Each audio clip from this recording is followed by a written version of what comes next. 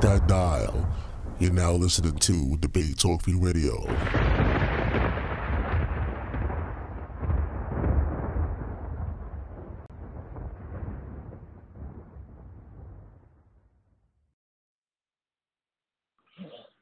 Hey, what's going on, everybody? How you guys doing? Welcome to another show.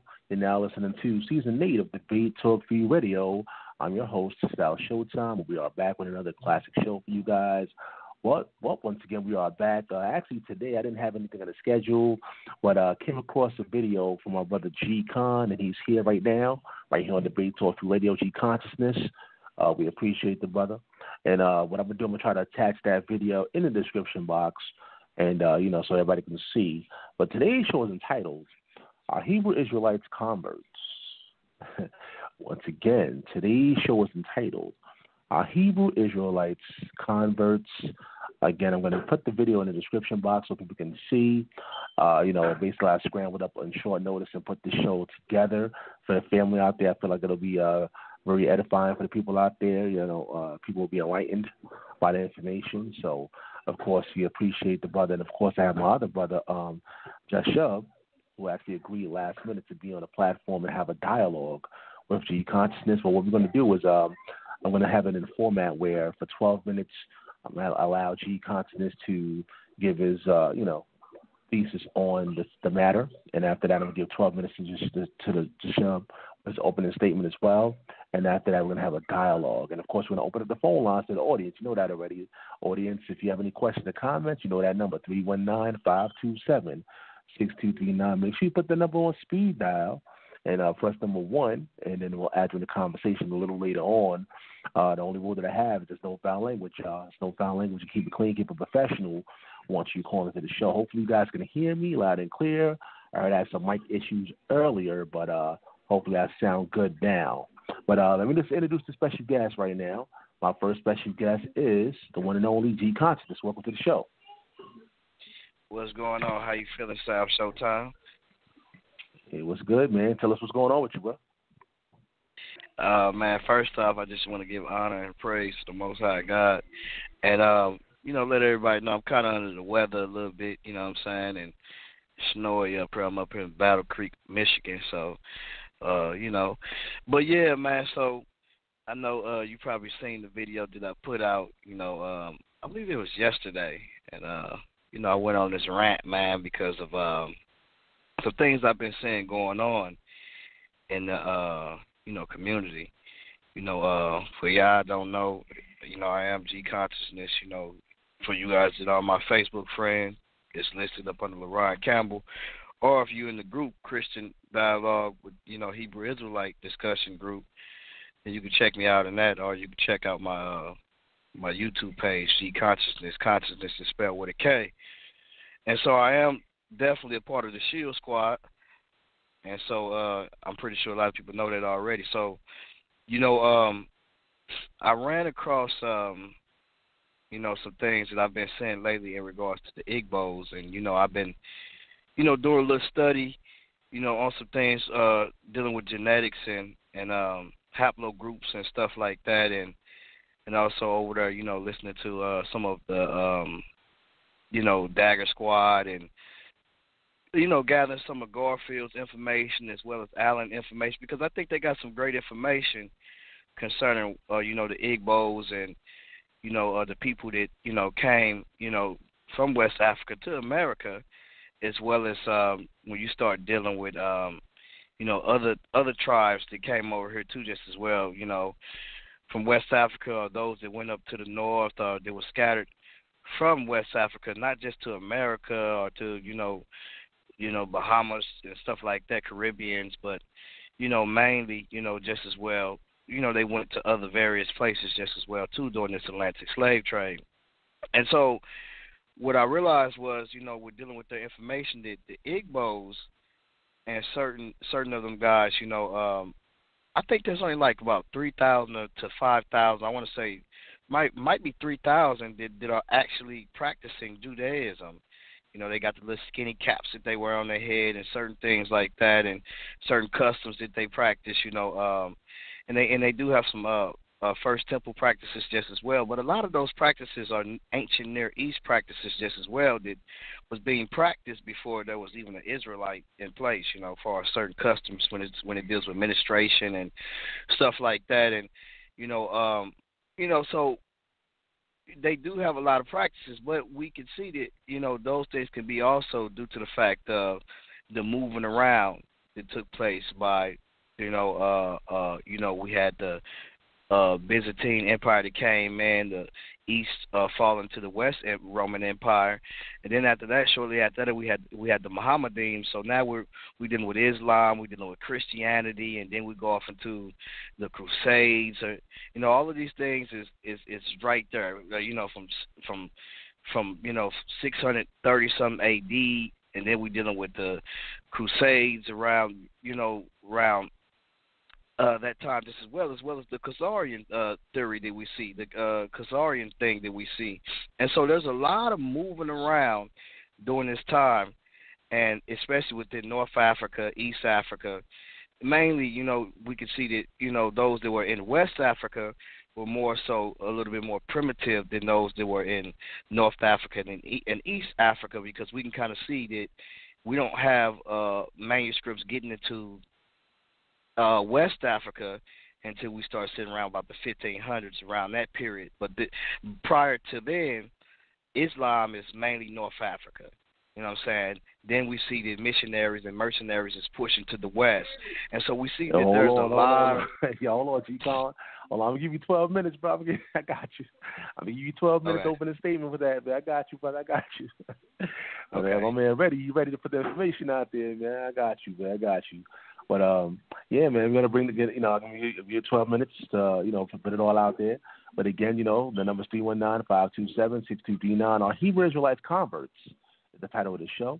And my next special guest, he's here. He, like I say, joined in last minute. I try to, get some people to come on the platform. I reached out to a few people. Some people reached out to me. Shout out actually to the Dagger Squad, Garfield Reed. He actually reached out. And by the way, he's going to be here next week, Thursday, for the hot seat, y'all. If you want to ask him any questions, that's the show where for 60 minutes or more, the audience get to call in and ask their questions for Garfield Reed. So make sure you tune in next week, Thursday, for the hot seat. Garfield Reed is in the hot seat. Make sure you call in and ask your questions. My next special guest, he is here. This is my brother, Jashub. Welcome to the show. Yeah, this is Brother Jashub. I have a channel called Genesis 49ers. Y'all know my slogan. We say no to vague interpretations, and we give thorough breakdowns. And what I believe my opponent is going to do today is give me a vague interpretation, no empirical data. So it's cool. I'll provide that for the audience. I will give empirical data. I will show you genetics. I will show you archaeology, frescoes, whatever you need in order to understand that the people in question are not converts. They're not. But check my channel out, Genesis 49ers. That's all I got to say. I'm ready to go into the debate.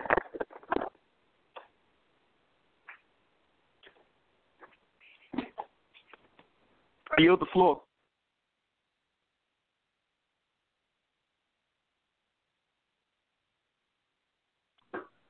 All right. Yeah, having some technical difficulties with my mic. Like I said, excuse me, family, technical difficulties as we go along. But, yeah, this is going to be an interesting dialogue tonight right here on Debate Talk for you. So what we're going to do is, like I said, we're going to start off with opening statement. We're going to have LaRon open up. That's going to be 12 minutes each. Once we get to the 2-minute mark, you're going to hear this sound. That means there's 2 minutes left of your time. And when the time is totally up, you're going to hear this sound.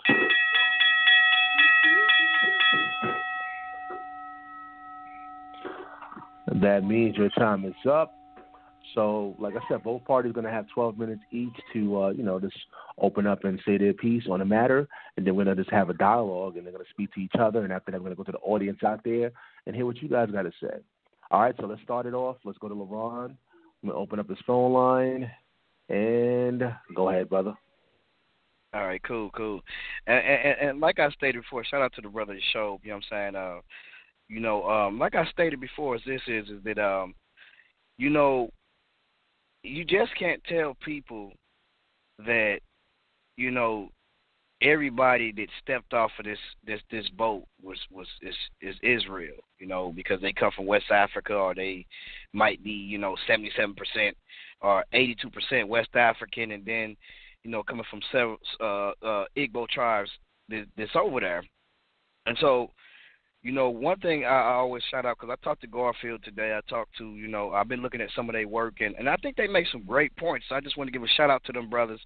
And the brother Allen, he did a PowerPoint, Allen Brown. Y'all might want to go check that out on Dagger Squad, because the PowerPoint that he did shows you that the very customs that these people had, were things that they still practiced when they still actually came to several locations within the South America and somewhat of the Americas too, just as well. And so these customs are not Abrahamic, or I wouldn't even say Abrahamic, because we see that there are some customs that Abraham had that were carried over, but for the most part, some things were introduced just as well, dealing with the Mosaic covenant. And so my thing is this: is that you can't tell everybody that they are Israelites, and that the Igbos, which consists of, I want to say, 30 million people in Igbo, Igbo land, to where you can't say that all of these people were Israelites, when we see that there are those that practice Judaism there, and we see also that there are people that practice Christianity, and some converts that concerning when it comes to Islam. So I think the moving around of people really is taking place during this period, to where we see that the Roman Empire breaking up, as I stated before, falling to the east. Now remember, the eastern portion consisted of probably 22%. The whole Roman Empire consisted of probably 22% Roman Italians. The rest was these people that were Middle Eastern people. So when you look at some of the legions that came in to attack in 70 A.D., those legions were more so of the Middle Eastern portion of the Roman Empire. And so, or the eastern portion, there was, they was stationed there during that time. And this is why you have some of the Arabs or the Edomites that we see this over the very Jews that we see at that time just as well. So there's a lot of information that's out there now. During this time after 70 A.D., some people before 70 A.D. were scattered in lands like, they never came back from the dispersion, the Babylonian dispersion. Some people never came back from Babylon. Some people never came back from Elam or either Assyria. Some of those people stayed in the provinces of those places, as well as the Parthian Empire, the Scythian Empire. So when we look at it, these Jews are still in these places today, and we know they are, because when we look at Acts chapter 2, excuse me, I'm sorry. Like I said, I'm under the weather. When we look at Acts chapter 2, we see that you have Parthians, Scythians, and different Jews all over from the world. Even Paul himself was a Roman, a citizen. He was a Roman citizen. So Jews are already in these areas as far as West Europe, when we start dealing with East Europe, and as well as West Asia. They're already in these areas, that we see even in the Khazarian theory. When we start looking at the Parthian Empire and the Scythian Empire, those are in the very areas of those places. And so these people were scattered in those places before that. So we have Jews all over the world. We have Parthian Jews. We have mountain Jews. We have Mizraim Jews, Elamite Jews, Arab Jews, Ashkenazi, Sephardic. We have also Ethiopian Jews. We have Jews that's in Brazil, Jews that's in China. And so one thing that we notice about all of these Jews is that these guys have something in common. They share something with each other genetically. And so when it came to the Igbo, they kept didn't want to take the test. Because one thing about it is that, you're going to find something within the genome sequence, within the sequence, of these chromosomes. You're going to find something there because there's some type of mutation that took place at some part of time that they shared. So therefore, some of those mutations was outside of Africa that they did not pick up in Africa, that they picked up these markers somewhere else. Excuse me, I'm sorry. So what am I saying here? I'm saying that I'm just trying to keep it realistic as I can. And so when Jews go out and they do a study, or when they do a search for other Jews, they look at what is in the biblical context.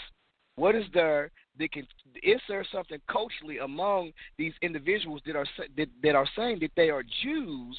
Is there something culturally there that we can find? Is there something that we see that has extra biblical sources that we can look at that deals with history as well as archaeology and stuff like that too? We can find those things. And so then the last thing they look at, now that we have enhanced in our science, we can actually look at certain things as far as dealing with DNA and mutation rates and the amount of mutations, and we deal with what we call molecular clocks. And this is a biological clock or a time clock that deals with the molecular machines or frequencies that we see that's in the body that changes at one part of time. And I disagree somewhat with the amount of change or the within the time limit, because they may say, well, at today's rate, this how much change would have took place, or this mutation rate. I disagree with that, but for the most part, you know, we can still say that the mutations is definitely there. And so this frequency within this genome have changed. And so what I'm saying is that we can look at these mutations and see that somehow, some way, that these different groups around the world that are saying that they are Jews, they share something genetically with each other. And we can take that data, gather it together, and use it. Now, we know that Jacob's mother, or Jacob took unto a wife, which was Laban's daughter, which was from, we see that was Syria, the land of Aram. And at that time, this is not no northeast Africa, because there's no such thing as no northeast Africa. There's no tectonic plates. Land is basically dealt with concerning boundaries. Whatever boundary that person had, a deed or title, that was their land. You don't cross their boundary. Afri is the land of Libya. It shouldn't be looked at as a whole continent and say, well, this is Africa. You know what I'm saying? But we use that, so I understand that.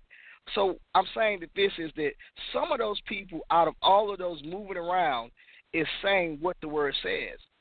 That the Israel will be scattered, and not only will they be scattered, they will spread the very word, you know, of the God of Israel. And some of those people will come unto that light, even in what they did that was meant for bad, or what the enemy meant for bad. God will turn it around for good, because people will see these Jews, hear about the God of Israel, and come to that light. Even when we see Jews that are not doing what they should be doing today. And so that's the thing that what I was trying to tell people, that the Igbos seem to me are converts, because when the genetic test came out, it actually showed that.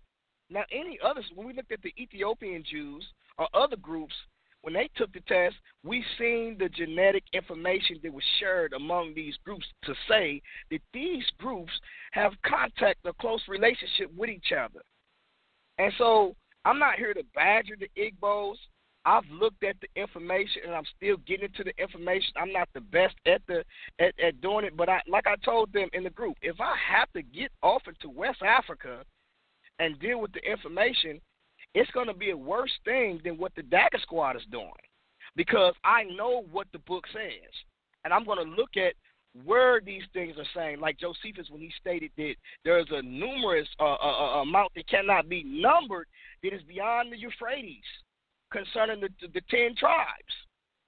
So if I got to get off into the literature, into the biblical text, and also into the archaeology and deal with some of the things the Igbos was dealing with before they became, a portion of them became converted over, it's really going to get sickening for these groups out here. Because the scholarship among the black Hebrew Israelites is the worst I have ever seen. I've never seen so much poor scholarship. And so what I'm saying is that when I told the conscious community, I said, listen, when I get off into Kemet and I learn about this system and this religious, economic, and politics system that we see this in Kemet, when I learn about your deities, your gods, I'm going to make y'all pay for it. And I did just that. And so now, if I have to step down, leave from what I've been doing to get off into this West Africa thing, it's going to get worse for a lot of you guys. So I tried to leave it alone. Now they got me on my West African thing now. So what I'm saying is that I don't care what evidence that you think you got or what you say you got. I've looked at the information, some of the things that Garfield and them presented, and the information, it seems to be more so on their side, leaning that way. I've seen Israelites, Black Hebrew Israelites, tell a lot of lies. They might get mad at the term, but I've heard Tazariak and everybody else say that everything is black. So when I say Black Hebrew Israelite, you can get mad, and I'm actually doing it on purpose because I want you to get mad, because the logic of what you guys do is weird to me. You know, it's just weird. So I just show you the logic behind everything black. You want to make everything black, but then when I call you a Black Hebrew Israelite, then you mad. Y'all call themselves Black Hebrew Israelites. IUIC do the same thing. GMS do the same thing. The Native Americans was black. So I'm pretty sure that these civilizations are getting tired of people hijacking what they're dealing with, their assets, their cultures. It's time to stop doing that. I yield.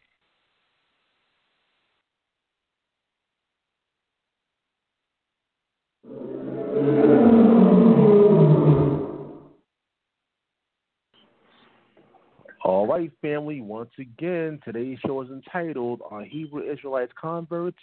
Are Hebrew Israelites Converts? This is a dialogue session between G.Konsciousness and Jashub. The number is 319-527-6239. So now I'm going to go to Jashub, and I'm going to give him 12 minutes to open up and to give his, thesis. Jashub, you got it. All right, first off, I want to make note of what he said. He basically just filibustered for about 12 minutes. He didn't provide any proof, empirical data. His little braggadocious here and there, name calling. I'm not going to do that. I'm going to stick with the empirical data. So I want to touch on the genetics, since he thinks he knows genetics. Now, first of all, those fake Jews, and I'm going to call them fake Jews, they're pseudo-Jews, people that are inhabiting the land with that pale skin, they're pseudo-Jews. They don't fit the descriptions in the book or archaeology. And I'm up to the test if you want to try to go back and forth with me on that. But I want to deal with genetics real quick, right? This is when Scotland was Jewish, page 33. It says the Stuart donor scores match those of Caldwell donors in the second wave of immigration. So we now move to the discussion of those Jews or crypto-Jews who joined their co-religionists in Scotland after 1300. What we term the Caldwell Stuart haplogroup is the most frequent male haplogroup on record. So this is a very pertinent haplogroup. If you want to deal with genetics, we can do it. It says it is widely distributed throughout Europe and America. It occurs in most ethnic populations, including African American and Hispanics, who we teach are the Israelites. So if you want to deal with DNA, genetics, cranials, we can do that.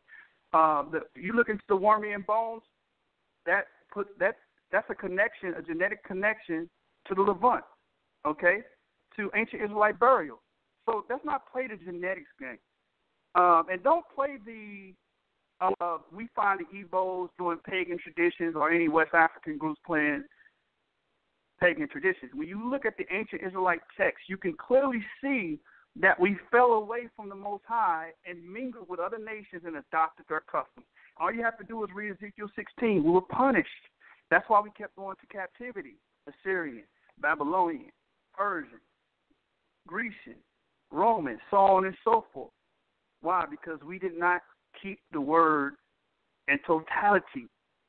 So if anybody tells you about paganism and try to use that as a point of contention for our claim as being legitimate Israelites, that's how you shut them down. Now, I want to go to a scripture. I'm going to read Isaiah 46:3 for all the Christians, the real converts. You Christians, you so-called pale-skinned Christians, you're the converts. You converted into my forefathers' religion. Understand that. We are the authentic Israelites. And according to Isaiah 46:3, nationality means everything. We are the first most important. The scripture says, Israel, you are my firstborn. So Isaiah 46:3, the story, the Bible is centered around our people, okay? 95% of the text is about Israelites, which are the people in question, Igbos, African Americans, various West African tribes, and I'm not just going to stick there because the problem my opponent has is what I call colorism. The only reason he is deducing the fact that the Igbos are converts is because in his mind, the Jew is supposed to look like Russell Crowe. The Jew is supposed to look like Rabbi Rosenberg. The Jew is supposed to look like Stephen Hawking. If a Jew looks like Wesley Snipes, he has a problem with it. He has a problem. If someone looks like Wesley Snipes, he has a problem with it. But Isaiah 46:3 says, hearken unto me, O house of Jacob, and all the remnant of the house of Israel, which are born by me from the belly. So, lineage does count. Pedigree does count. And that's what this Bible's about. It's about a people, a nationality, and the customs being passed down to those people and nationality. That's why it's important to remember ourselves in the land of our captivity. And it have been carried from the womb is what the scriptures say. Now, from there, I want to go to 1 Corinthians 4 and verse 5, and I'm going to illustrate to you black Jews. I'm going to illustrate to you Negroid Jews through the Bible and various sources. 1 Chronicles 4 and 5 says, and Ashur. Now, Ashur is the son of Pharez, which is the son of Judah. And Ashur, the father of Tekoa, had two wives, Helah and Narah. Now, I want to deal with that word Ashur. Strong's H806. It means black. So the Ashurites will be known as the people from the black, or the black Jews, or the black Israelites, directly from the descendants of Jews. So you can use that word black Hebrew Israelites. Guess what? It's in the Bible. Right there in 1 Chronicles 4 and 5. Also, Panahisi. It's an Egyptian long word that means dark skin. You find all these references in the Bible pointing to dark-skinned people. Now, where do these dark-skinned people go to? He mentioned the Euphrates. But if you go to Zephaniah 3 and 15, it's going to be a long night because I got empirical data.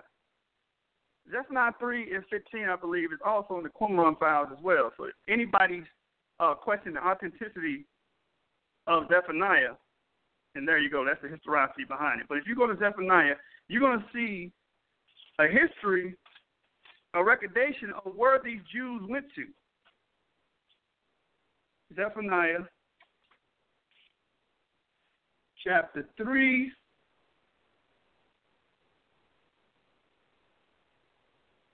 Zephaniah, bear with me, I got to find it.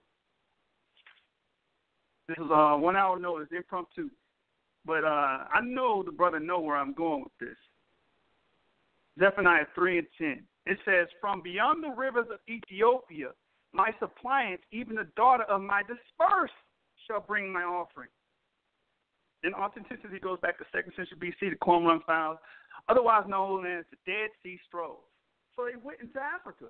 They went to West Africa, past the Sudan, below the Sahara. It's in the Bible, Zephaniah 3:10. Why is he not teaching this? Because there's an agenda. There's an agenda to keep us asleep. It's in Psalms 83, that the name of Israel be no more in remembrance. That's the agenda. That's the agenda of the Haplogroup J. They're trying to remove everything. But if you even study the Jewish genetics, you find West African genetics and DNA within their own claims. What are they studying? What empirical data? We need sources. We need answers. We don't need you to come up here and do the preacher thing. All you're doing is doing the preacher thing, buddy. And we're going to bring forth the truth. So when we look at these sources, right, you can clearly see that these people are illustrating that these people were originally Negroid, where they were. They went to West Africa. And I'm not just dealing with the Igbos. I'm dealing with all my Israelite brothers that are in Africa and out of Africa. He's trying to create a straw man. And he also made another error. He said there's only 3,000 Igbos practicing Judaism. Wrong. There's only 3,000 Igbos practicing Orthodox jewelry. There's over 30,000 Igbos claiming Israelite descendancy and also keeping the custom of the book. Do your research. You can clearly see that this guy has not read up on any empirical data, did any scholarship.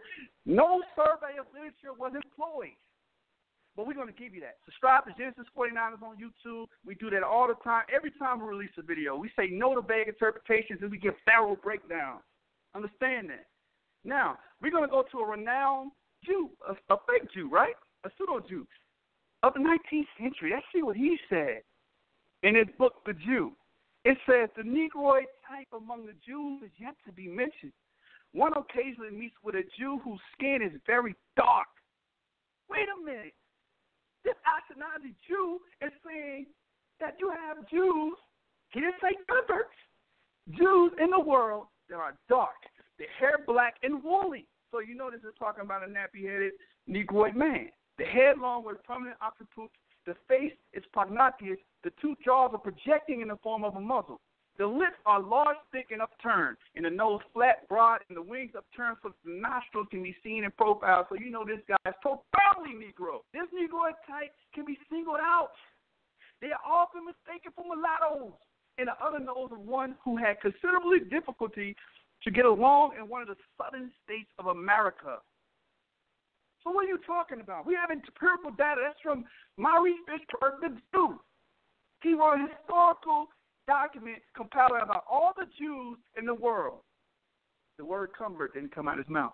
Why is the word convert coming out of my opponent's mouth? Why is he using such language to describe the people of the book? And I got many more. It's going to be a long night. It's going to be a long. I just got home from work at 6 Central Time. I've been just compiling stuff my whole time. Not 1 minute wasted. I'm not going to sit here and filibuster. So we can see. Let's go to the 3rd century B.C. The Ptolemaic papyri in Egypt, right? The Ptolemaic papyri. The Clarity papyri. Ah, man, come on, bro. You got 2 minutes left. Go ahead. You got 2 minutes left. Go ahead. Oh, okay, all right. The Ptolemaic papyri goes back to the 3rd century B.C. Class 3 Petrie Papyri, page 49 to 55, and it gives you the description of Jews. They're either honey-colored brown or dark skin. Listen to that, honey-colored brown or dark skin. Who also mentions these people? Eldad the Danite, right? He mentions these people going to Africa, settling in Ethiopia. I only got 2 minutes, but I'm going to bring it back up. Settling into Ethiopia, and Gad, which the Igbos claim to be of his pedigree. And he comes from Erie, right? They claim that. They have those names. They have the Hebraic cognates. And what my opponent wants to do is rob our people of their ancestry. Rob our people of their ancestry. Remember, Judas was a Jew, but he betrayed Jesus. Our own people are going to betray us. What? We have defenders of the gospel. Isaiah 62, verse 6, according to the JPS, because I do not subjugate myself to one version, says that the remembrancers, the people to bring it back to remembrance, shall have no rest. We're going to stay up day and night under the tutelage of the Most High Christ and bringing out the authenticity behind our claims. My opponent has not done that. His 12 minutes is wasted on braggadocious statements,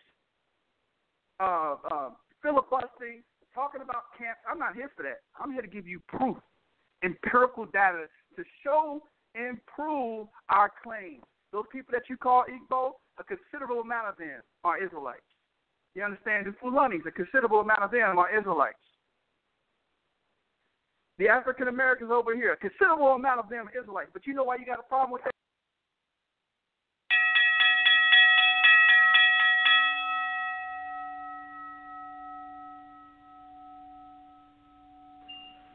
All right, family, once again, today's show is titled, Are Hebrew Israelites Converts? Are Hebrew Israelites Converts? This is a dialogue session. We're just giving them some time to, say their piece individually without interruption. Again, that number to call in is 319-527-6239. Let me go back to LaRon real quick. Hold on. G.Kon, you open up his phone line. G.Kon, you want to start the dialogue, or do you want 10 minutes to rebuttal and then do the dialogue, or you just want to go right into the dialogue? What do you want to do? We can go right in. We can actually go right into the dialogue.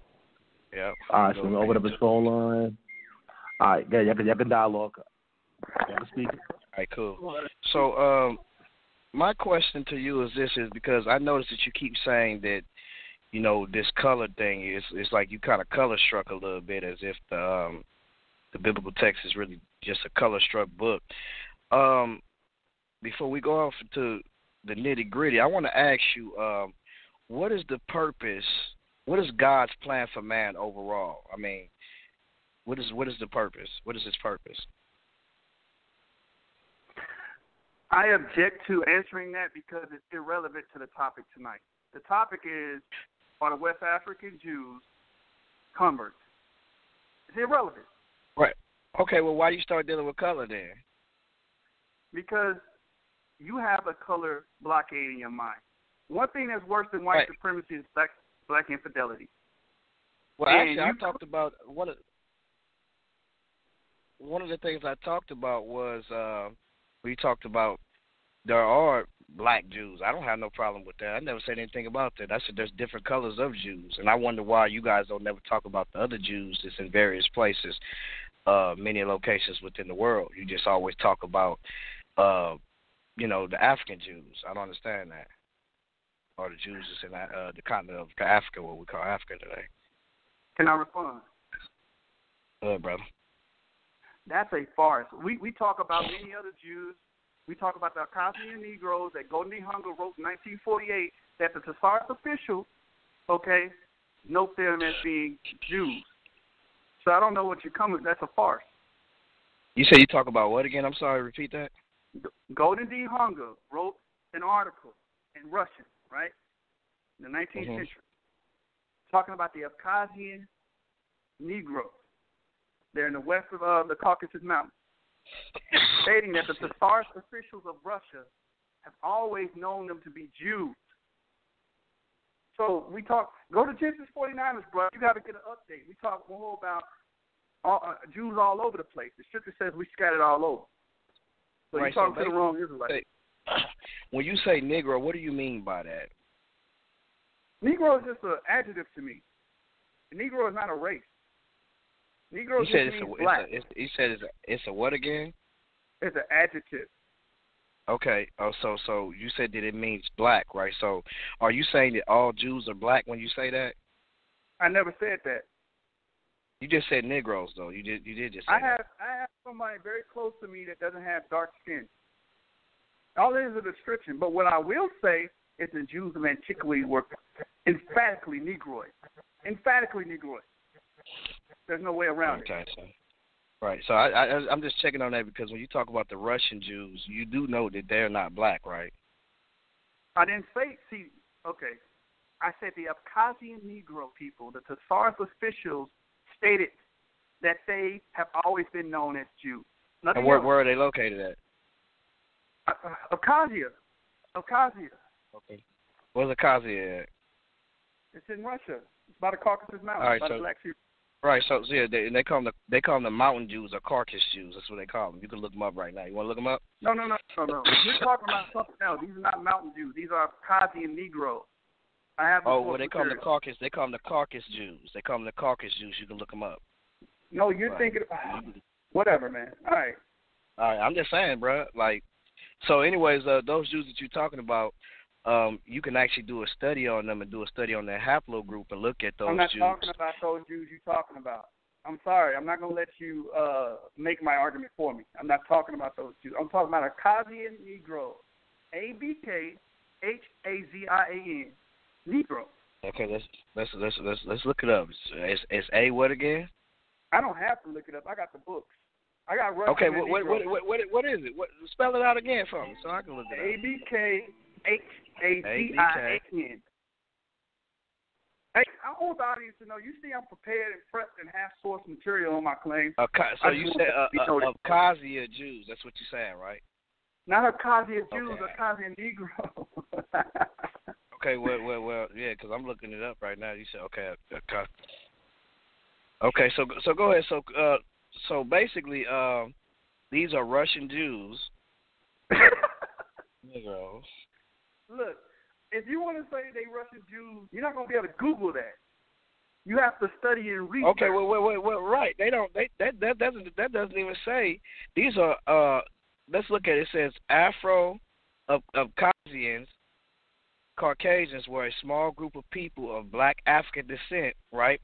And to be honest, let me tell you something too. Do these Jews?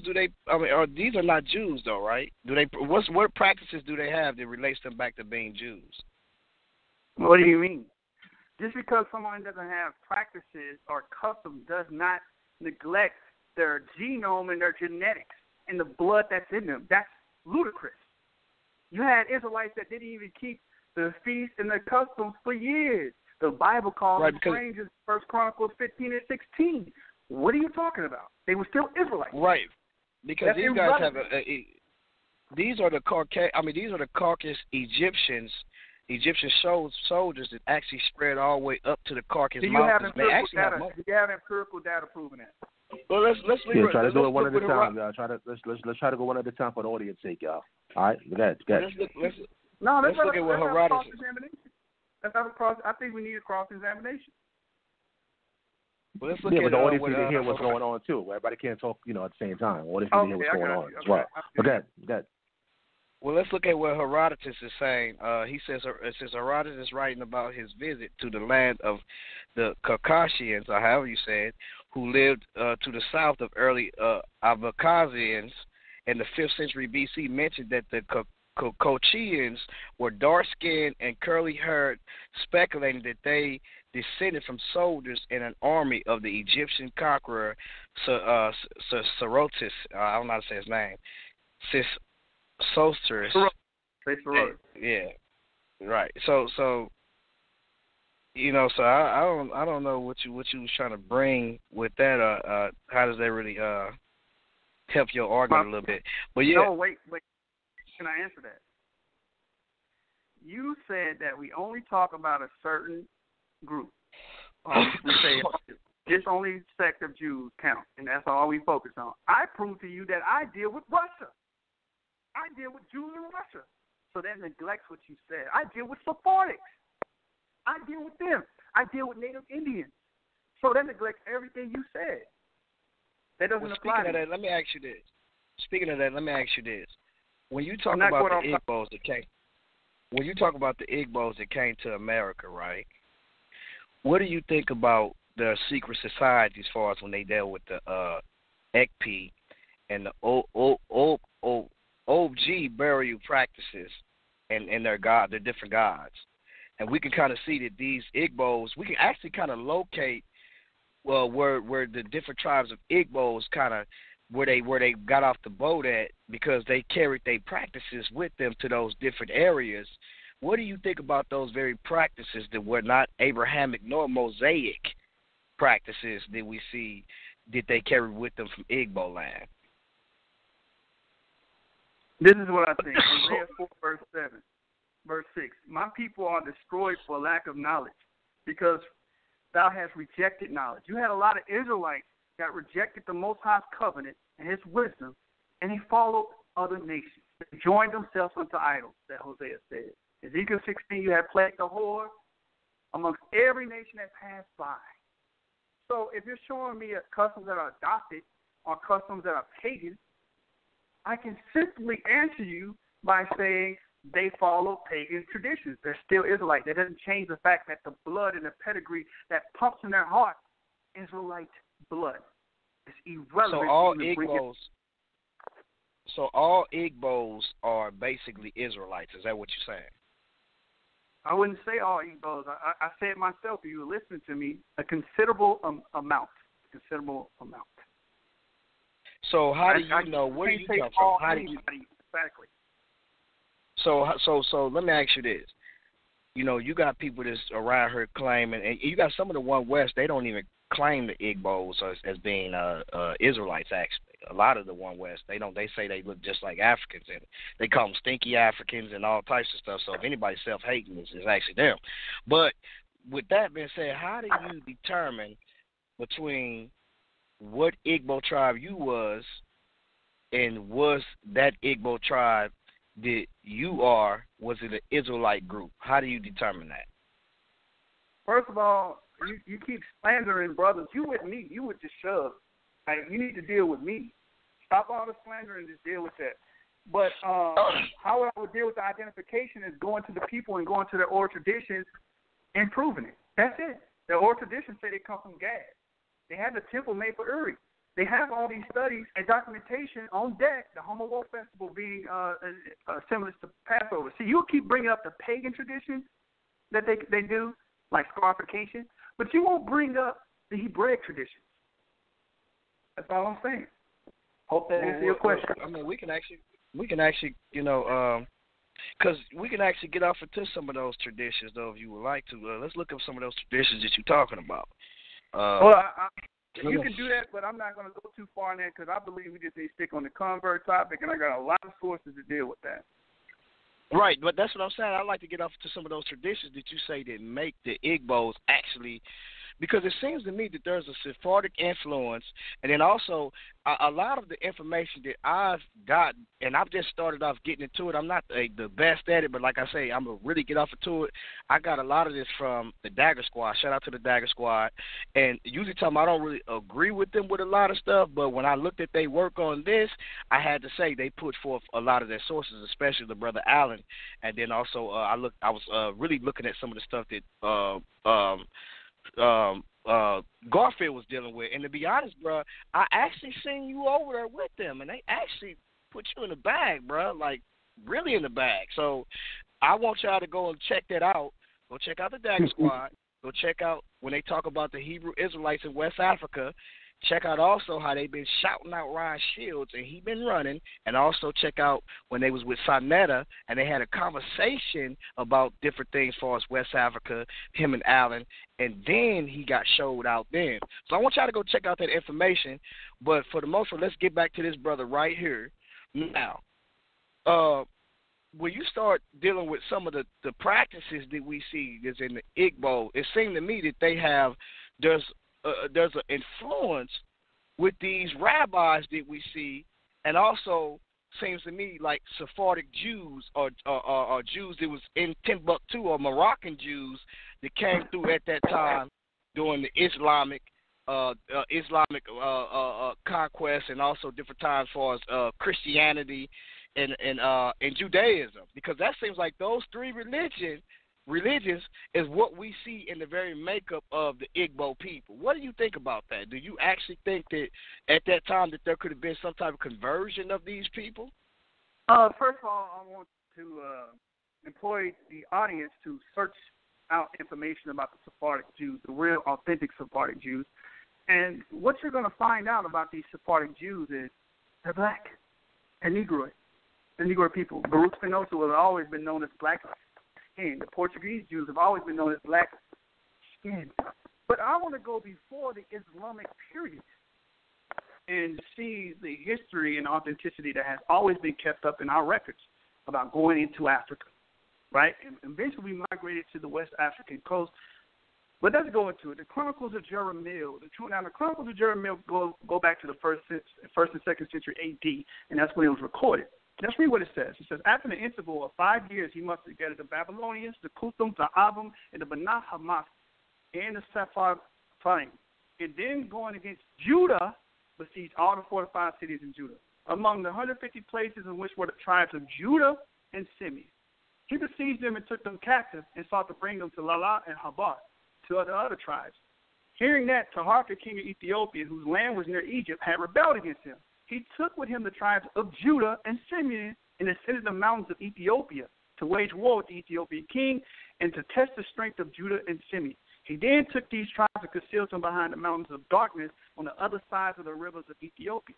Now, there's a history, there's a recorded historical document saying that various tribes of Judah and Simeon, right, went on the other side of the rivers of Ethiopia And it says, concerning them, the prophetess Athrai, the daughter of Pusai, prophesied. So we do have female prophetess for all the people that think that we're 100% misogynistic. That's a lie. They shall bring my offering. This was for the captivity brought by Sennacherib, king of Assyria. So we have evidence and empirical data showing that they went in that direction and settled it. I want to make a note to the audience. You notice that I keep bringing empirical data, and he keeps bringing hearsay. I'm bringing empirical data. Second Kings 19:9, right? Now you do believe that what you teach should line up with the Bible, right? What Bible? Right. This is a part of the Bible what I just read. Right. What you just read? I just read something that came up. The Chronicles of Jeremiah. He quoted a scripture. What are you talking about? So you read something that came out the Bible? Yes. Maybe you don't recognize that as Bible. I do. 2 Chronicles 19:9. Let's look at something real quick. Now, when you talked about Taharka, right? Let's look at Taharka real quick. Let's see what it says about him. It says, hold on. Matter of fact, wrong text. Hold on. 2 Kings 19:9. I'm sorry. 2 Kings 19:9. Because I think this is in reference to Taharka. It says, it is Taharka. It says, and when he heard say of Taharka, king of Ethiopia, behold, he is come out to fight against thee. He sent messengers again unto Hezekiah, saying, thus shall ye speak to King Hezekiah, king of Judah, saying, let not that thy God in whom thou trustest deceive thee, saying Jerusalem. Now, here's the thing right here, because you made a kind of a big mistake here. Taharka was actually in cahoots with Judah now, because Judah now was tributaries of Taharka. Now, when we start looking at those that are how did that conflict with what I said? That's exactly that. Because you said that you said, hold on, let me finish, bro. Because you said that he took the children of Judah. No, he would have took the people that was up in Assyria. Can I read it again? Who was in league. Hold on, bro. Hold on, let me finish. No, because you're confusing what was read. Well, hold on, let me finish, bro, and then you can do that. Now, if I'm not mistaken, Taharka was in league with basically those that were in Judah, because the kingdom of Judah was in league with Taharka because they were tributaries of Egypt. Taharka was warned up in Lachish, up in that area, Assyria, up in that area, if I'm not mistaken, and he was against the northern tribes, because the Assyrians and the northern tribes was actually linked up together before they took them into captivity, because their kings rebelled against the Assyrian king. So you said that Judah was taken into captivity by Taharka. I mean, where is that in the scriptures? Again, this is what it says. Hearing that Taharka, king of Ethiopia, whose land was near Egypt. Now, he has a beef against Sennacherib. He just agreed to me on this. And since Taharka had a beef with Sennacherib, he took the tribe of Judah and Simeon and said, hey, let's test your strength. I heard y'all some bad dudes. Let's fight against these Assyrians. That agrees completely that's what you with basically the Bible. saying. Oh, so you basically saying that Taharka and also Judah lined up with each other to fight against the Assyrians. Is that what you're saying? According to the historical document. Okay. Well, I can see that, because they was actually in league with each other. Now, the only time that we would have seen that Judah went into captivity is when we see that the kingdom of Egypt did come up during the Babylonian captivity and took some Egyptians. Took some of the tribes of Judah down into Egypt due to the fact of them their rebellion, and also dealing with the Nebuchadnezzar thing. So we understand that. So we can understand they went down at that time. But when we look at actually Isaiah, and one of the points I want to bring out, you said beyond the rivers of Cush. Are you saying, when you say that beyond, that's talking about West Africa? Or are you saying beyond the rivers of Cush, that's talking about below Ethiopia? Or the rivers of Kush that we see, which is the Tigris and the Euphrates, because you do know that the Tigris and the Euphrates was also the rivers of Kush too. You do know that, right? Ancient Kush, yes, but it's, Zephaniah 3:15 is talking about southern Ethiopia. And I so have it's talking about 2 or 3 witnesses. Right. Yes, I got 2 or 3 witnesses attesting to that. Because Taharka, again, Jeremiah was talking about Taharka. Taharka was the king of Ethiopia, what we call Ethiopia now, Eritrea, right? He was the king of that land. So it's talking about that. In fact, right, so when it says beyond the rivers, it's not talking about to the west. It's actually talking about south of Ethiopia, because we do find Jews south of Ethiopia which start dealing with the Limba and the Buba tribe, and we can actually genetically attest for them because they have also some J markers too, just as well, and also some I think they have a T marker, and also the Kohen gene just as well. So we can attest for them genetically, and also we can look in the Bible historically and see with extra biblical sources and historical sources within the Bible, seeing that they did migrate to the south. We can see that. I don't have any beef with that, but I can show you, which I did in my opening statement, that the Wormian bones, which is also found in Lachish, but also found in Levant, is also found within the West African populations, which connects them with Israelites. We can. And you said what kind of bones are they? What kind of bones are they again? Wormian bones. I know you're about to get your Google game on. It takes more than Google. Oh yeah. I always. I'm not gonna tell you how to spell it. You have to figure that out. Yeah. See, one of the things is this: is people always try to talk about Google, but this is what I do. I look at Google. I look at a source. And guess what I do? I go and I buy a book, and I look for other books, and I look for either the PDF, or I'll see if somebody can get me, or I'll see if I can order the book, or somebody can give me the PDF. And so one thing that if you're saying that you don't use Google as a searching engine, then you lying then, because you use it. You just try to think you just high scholar that you know. Can I return? Can I respond to that? Go ahead, brother. Go ahead. When I say you use Google, like you just read a Wikipedia article, which you didn't read below it because you knew it supported my argument, by the way. But when I say use Google, that's your main source of information. Like you'll just read off a Wikipedia article or whatever pops up on Google. You don't vet any of the sources. You don't vet anything. You just say, oh, it's on Google, so it must be true. That's what I mean. Just to let y'all know, family, in 10 minutes we're going to go to the audience and get some questions. But yeah, I can continue. All right, so here's the thing.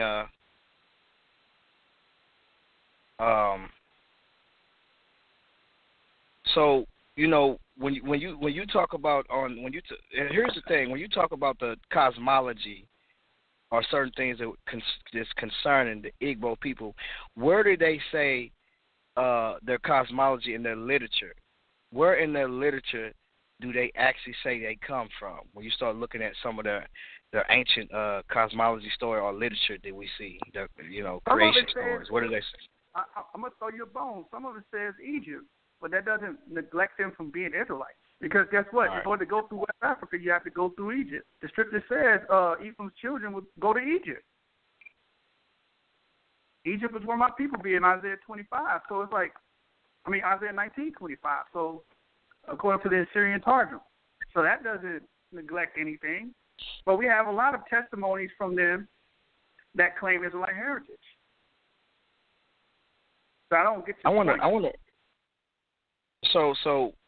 I listened to some of the stuff that the brothers was bringing out as far as what is his name, Oluda Equiano.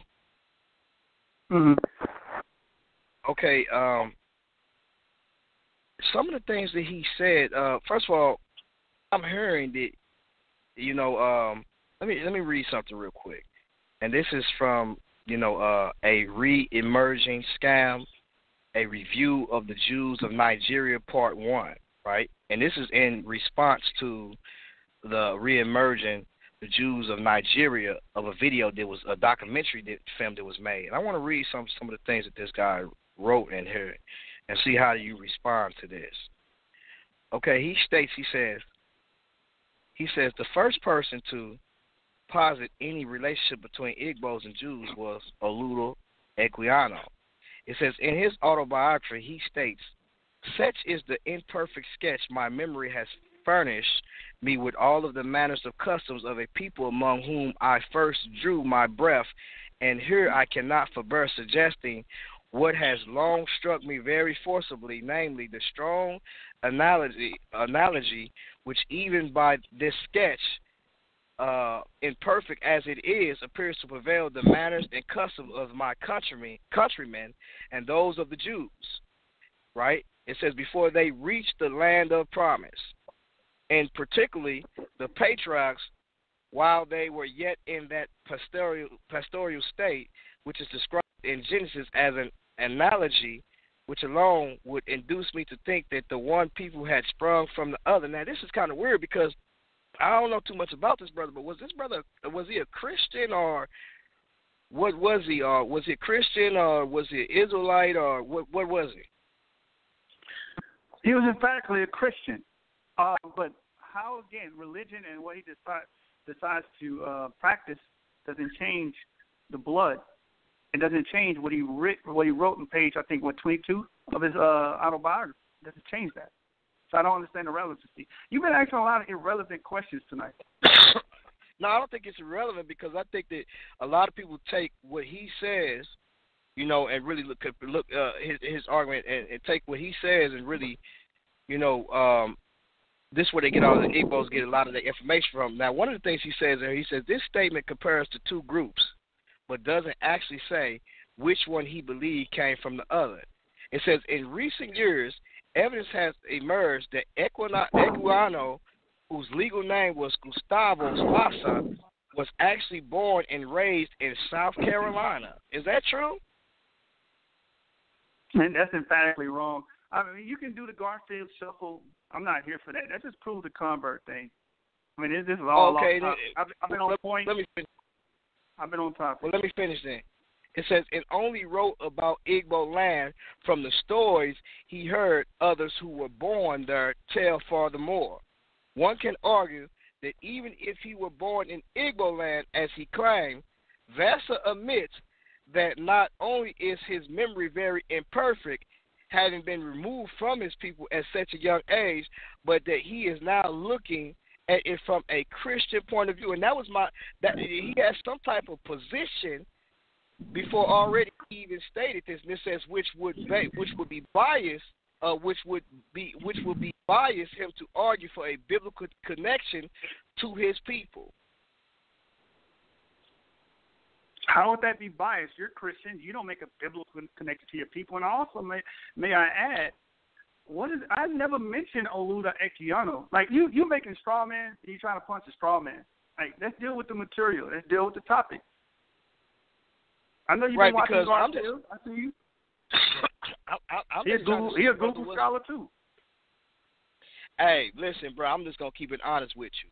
If y'all want to see Garfield and Allen and them other brothers, they smashed James, and they also smashed this brother right here. Y'all need to go look at that. Check that out, and go look on. I think it's really crazy because you got guys coming on there. They're arguing about this dude got on there arguing about E1B1A, and what he don't know is that haplogroup that mutation original. Off topic, irrelevant. Can I go? Wait, let's talk about the haplogroup. Let's talk about the haplogroup. Can I bring the material? Can I bring the material? Let's talk about this back on topic. Off topic for 40 minutes. All right, well, let's bring it back on. Let's bring this back on. You got to facilitate this, man. Okay, E1B1A, right? This is the genetic makeup of the Igbos, right? That the majority of the Igbos haplogroup is E1B1A, right? I mean, I don't. What do you think about the ones? What do you think about the ones that just got tested to where it says they said that Maury was not the father? In other words, they were not related to the Jews. Can I respond?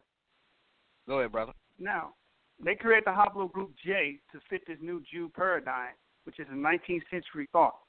It's not ancient. It's not an ancient genome. The best way to ascertain this information, you need ancient bones. You need ancient DNA. You need to sequence a genome that's older.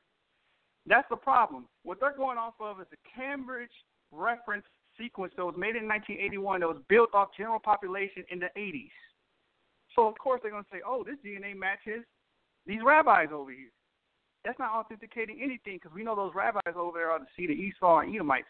Again, next point, I don't understand the relevance. Well, hold on. First of all, the J marker is not a Jewish. It's not a marker that is just a subgroup of the Jews. This is not no marker that's just confined to the Jews.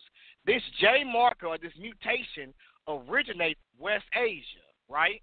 And it originates right out of the same spot where Jacob them and Abraham them came from. You do understand that, right? And also with Noah. Can I respond? Sal, can I? 2 more minutes. Yeah, 2 more minutes, guys. 2 more minutes. Now, he said that it comes from Abraham. Okay, they're Edomites. They come from Jacob. Jacob just so happens to come from Abraham. That doesn't prove anything. Think about your logic. Well, first, I didn't say that J marker come from Abraham. I said that out of that area. Hold on, listen, bro. Listen closely. I said that marker originates out of the very area that Abraham came from, and also Noah and them came from, which is Mount Ararat. So that very area when we're looking at in those areas, for West Asia, in those areas, we can see that marker originates out of that area. You can look it up. And that marker is not just like you're saying, it's a Jewish marker. No, that marker is a marker that we can trace, or the mutation that we can trace. And a lot of those people that are Middle Eastern people that take even Palestinians. Go ahead, brother. G.Kon, he said 2 minutes. Let me respond real quick. Again, Cambridge reference sequence is what you need to look into. They tested 30,000 people in 1980. The people that they tested for the haplogroup J are the people that are dwelling in Israel today, calling themselves Jews with pale skin. So again, that's called arguing in circles. That's circular arguments. Well, what about the Yemen? What about the Yemenite Jews? They have the J. What about the Yemenite Jews? They have the J marker too. What about that? It's hogwash. It's not going to change my position. Okay. What about the Ethiopian Jews? They have a J marker. What about the Sephardic and also other Jews that have that J marker? What about the Arabians? Again, the haplogroup, even if they did, it doesn't matter. It's still hogwash to try to prove that they're ancient Israelites when you can't even sequence the ancient genome past 1,000 years. Well, hold on. Well, it does show that there is some genetic connection between these groups. Why don't the Igbos have that marker? The Igbos do have genetic connections to ancient Israelites. They don't have a J marker. Ancient Israelites back in Lachish, I already brought that out. The wormy and bones. They don't have a J marker, though. What are you talking about? Foul. Next segment.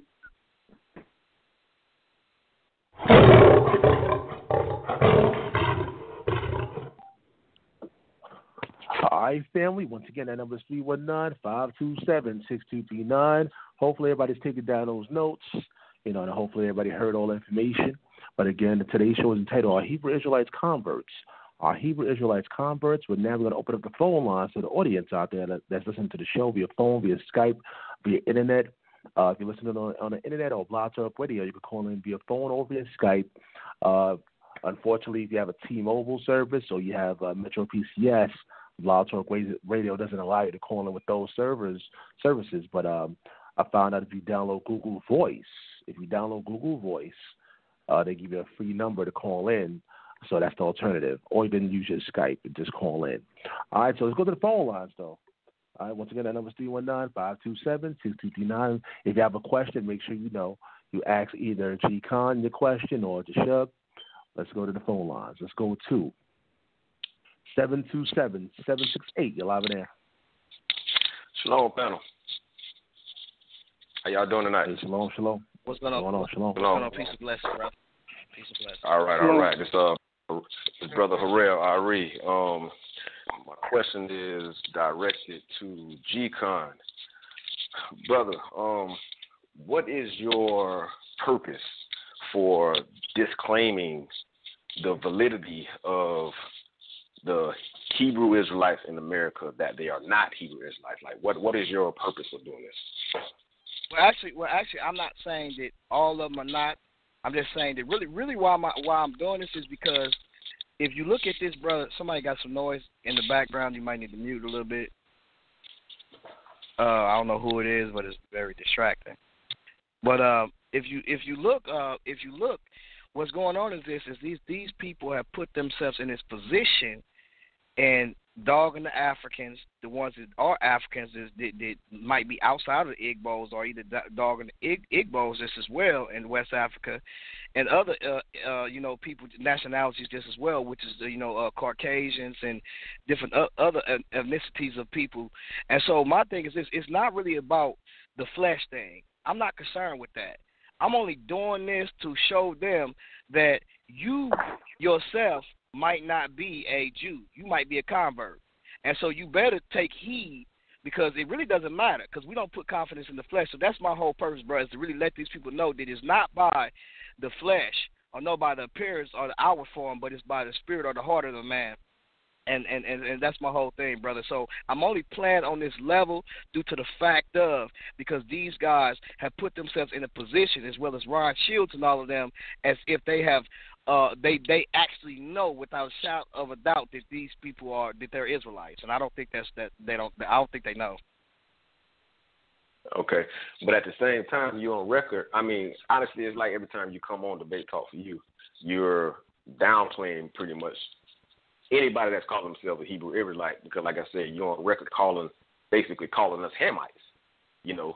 So that's why I'm kind of confused on what's your purpose for discrediting people for saying that it's a possibility that we could actually be the Hebrew Israelites that are speaking of in the Bible. Well, here's the thing. I don't see there's nothing even wrong with a Hamite. If I did call you a Hamite, I don't see there's nothing wrong with it. But here's the thing. We know that in 70 A.D., as well as in the Atlantic slave trade, as well as when Nebuchadnezzar came into the land, he didn't just take Israelites. He took everybody who the Lord told him to take, as well as in 70 A.D. In that land, there was some Jews that we see that was outside of the land, never seen a 70 A.D. They was in Babylon, or they might be in Assyria or somewhere other than that. And so they've been in those lands and stayed in those lands according to Isaiah chapter 11. It tells you that when he bring back the dispersed again. So what I'm saying is this is that it's not by it's not that I'm not saying that a lot of some of you people are not Israelites. I'm saying that you could very much well be a Hamite or something other than that, and might not be an Israelite. Would you still serve him? That's the thing. Would you still serve him? You might be a convert. Would you still serve him, though?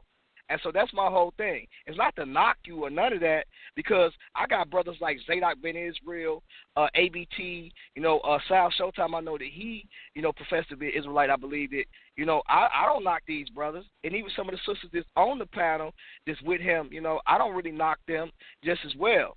And certain things that I say is in regards to their followers. It may not beat them because they keep themselves upright, but it's really dealing with the people who they are surrounded with that's making it bad for everybody else that's on these street corners and doing certain things that they're doing. And so that's my response to that.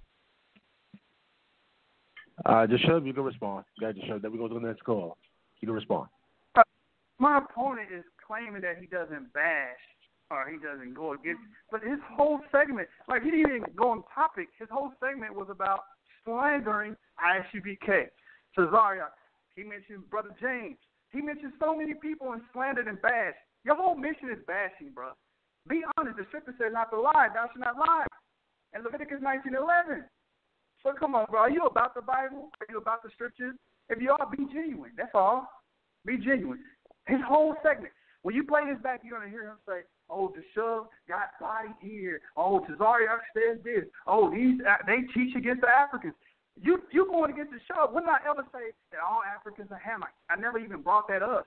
I never said that. Obviously, I don't believe that, because my whole presentation was on showing you empirical data that gives you the Semitic and Judaic roots in Africa. That was my whole presentation. By the way, I stuck on the topic, he didn't. So y'all be the judge of that. And that's my response. All right, we have some more time, y'all. We have like 36 minutes on the air. I got to get some more of these callers, though. The number is 319-527-6239. I think this is a Skype call. It's just not available. All right, but you press number 1. Can you hear me? Are you there? Hey, shalom, Sal. What's up, man? It's James. Hey, what's going on? How you doing? Hey, good. And I just got a few things to point out about two things. Laurent was talking about, genetics and markers that indicate whether someone's a Jew or not. But not too long ago, me and him was having a conversation, and I presented to him an article, a study called "The History of African Gene Flow into Southern European Levantines and Jews," published by Plus One Genetics. And in that, it says clearly that in there it says, for example, the mixing of African and Southern European populations coincide with events during the Roman era and Arabs following. The older mixture dates among African and Jewish populations are consistent with the events in biblical times, like when he was bringing up about Lachish to you, such as the Jewish diaspora that occurred in the 8th and 6th century. And it says here clearly that they were a mixed group of people, which means that at the least you have to at least admit that the ancestors of the people, the Yoruba, which y'all were talking about, are genetically linked to Jews before the diaspora into the different locations. And their genetics is actually the common denominator that links all Jewish populations, even those that don't have K and J markers. And then he also brought up the Wormian bones. You can look it up, Lachish, tomb 120. Known Israelite tomb where all the skulls in there were marked as unknowns because they had Wormian bones. Wormian bones are found in the old world, in sub-Saharan Africa, not and in India. That's it. So you can't sit here and make it seem like that this is considered something that's genetic and that is linked to Israelites and is found in sub-Saharan Africa. You can't act like he's not telling you the truth when he's telling you about those those Israelites that went down into West Africa. That is historically documented. Even in the Jewish Encyclopedia, they talk about it with Eldad the Danite, who went down there and talked about it in the 9th century A.D. This is in their records, but you're sitting here arguing like there were no Jews down there. Doesn't make any sense, Laurent. All right, I'll let G.Kon respond. Go ahead, G.Kon. All right, yeah. So the first thing he talked about was the article that he had sent me, which talks about the out of Africa gene flow. Well, what we see is that that there is when we say the out of Africa gene flow, we can kind of see that there is some groups that went outside of Africa. That we see that the Jews, or not just the Jews, the Middle Eastern and those that's in the Levant area, as well as the Jews, share with those that are some of those haplogroups that developed in Africa. That's what that's dealing with. Now, there are certain haplogroups that develop outside of Africa, and we know certain of those haplogroups that we see. I believe E3 is one of them, and also we start talking about the J marker just as well, J1, J2. And so when we start dealing with these different markers, these markers develop outside of Africa, and we can kind of see that these are the very markers that some of the Arabians that we see have, some of the Turks, the Kurdish people have just as well too, those markers. So 3 to 5% of those out of Africa gene flow markers is tested for within the Levant area. So what that's saying is that we can and we can actually see that even when he talks about the bone that he just talked about, that I'm not sure, I don't know too much about it, but that would somewhat be true, because we can kind of see that Ramses III was E1B1A. He has sub-Saharan African DNA, and so it originated out of Africa, and he himself was in the Levant, and so the people in the Levant was tributaries of those people that was in Africa. We can kind of see those things due to the Almana letters and also other events as far as biblical texts as well. So it's not far-fetched that we can see sub-Saharan DNA or gene flow flowing outside of Africa in the Levant area, because we see a lot of ancient Egyptian artifacts as well as other artifacts of that land, because it's a mixture, it's a melting pot.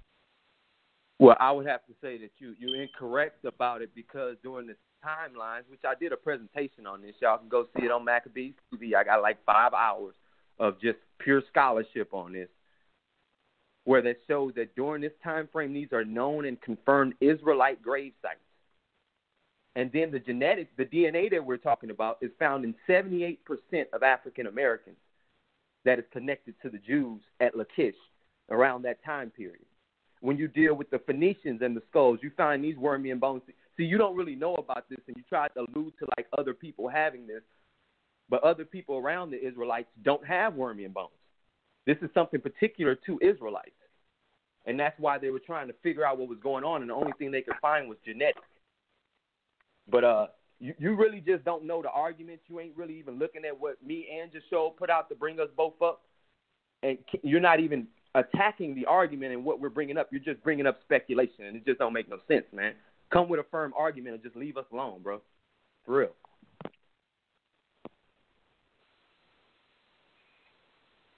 You can respond briefly, then I'm going to let Jashub respond, and we can go to the audience. G.Con, you can respond briefly. Yeah, right. Like I told them, like I think that the work that they do is really, to be honest, is fringe work to me. Like I say, you know, I deal with other things, and you know, I really let Garfield and them just put these guys in the bag. But if they know that if I was really to get off into the studies to where, like, I'm finna start doing now just because they talking heavy, because I've examined James' work, you know, plenty of times, and he has a problem when he reads something. Now, y'all know I don't articulate good, but I can definitely read. And so when he reading stuff, he doesn't read it exact how it's supposed to be. So there's a problem with that. So I mean, it's all good. Like I already told you, like, you know, I don't think that there's not an Israelite as far as even Ron Shields. I think that he would be great if he just let go of that the Israelite thing and do it from a perspective to where he's just trying to be fair with it and just trying to make up stuff. So it makes his scholarship just look real fringe work. But yeah, and that's my response to that. But that's just it, man. All right, we're going to go to Jashub, and after that, we're going to go to the audience and get some more callers out there. We have like 29 minutes on the air. We have 29 minutes on the air. We'll get as much callers as possible. But Jashub, you can respond. Go ahead. Talk about the pot kettle black. Did he just say that we're doing fringe work? Audience, I want y'all to go back and watch this and see how many times I cited work and how many times he typed in Google. I cited works, literally works. I did a survey of literature. He did not do that to convey his message. He talked about genetics. I brought up sources, primaries. I brought up the Caldwell-Stewart haplo group, right? That is found in African Americans and Hispanics, by the way. So calling the pot, the pot calling the kettle black right there. You do fringe work. We do scholarship. Now, to back that up, what he brought out about Eldad the Danite, because I want to bring this up, but this is a response as well. Eldad the Danite says, now be quick, it says, and they gave themselves up to the death, took their swords, spears, and bows in order to make war against Jeroboam. So this is during the time of the split. When they took counsel to fly to Egypt and destroy Egypt and kill all the inhabitants, but their princes said to them, how could you go to Egypt? It is not written in the law, you shall see them no more again. And then they took as it is written in the law that God had forbidden Israel to possess their territory. So it says, they traveled until they reached the land of Cush, and the Danites settled there. This is Ethiopia, below what we know as Egypt. And it says, the tribe of Dan and the sons of Samson is numerous as the sands of sea, in their land extends 4 days' journey. Again, this is the Ethiopians. So a lot of Ethiopians have a claim to the Danite heritage. And this is from Eldad the Danite, to bring out even more studies on that. So I implore the audience to actually look at the writings. Don't just reference Eldad the Danite. Actually look at what he wrote. He wrote about Naphtali, Gad, and Asher. And I also want to respond to something else that he said. He said nationality doesn't matter, basically. I'm paraphrasing. He said none of that stuff matters. But did not I read in Isaiah that it says those that are born from my belly in Isaiah 46:3? Did I not read that? Let me read it again.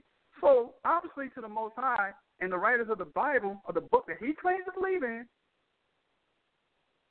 are contrary to G.Kon's belief. It says, hearken unto me, O house of Jacob, and all the remnant of the house of Israel, which are born by me from the belly, which are carried from the womb. So pedigree matters. Our bloodline matters. Don't let any of these fake pseudo-Christians tell you otherwise.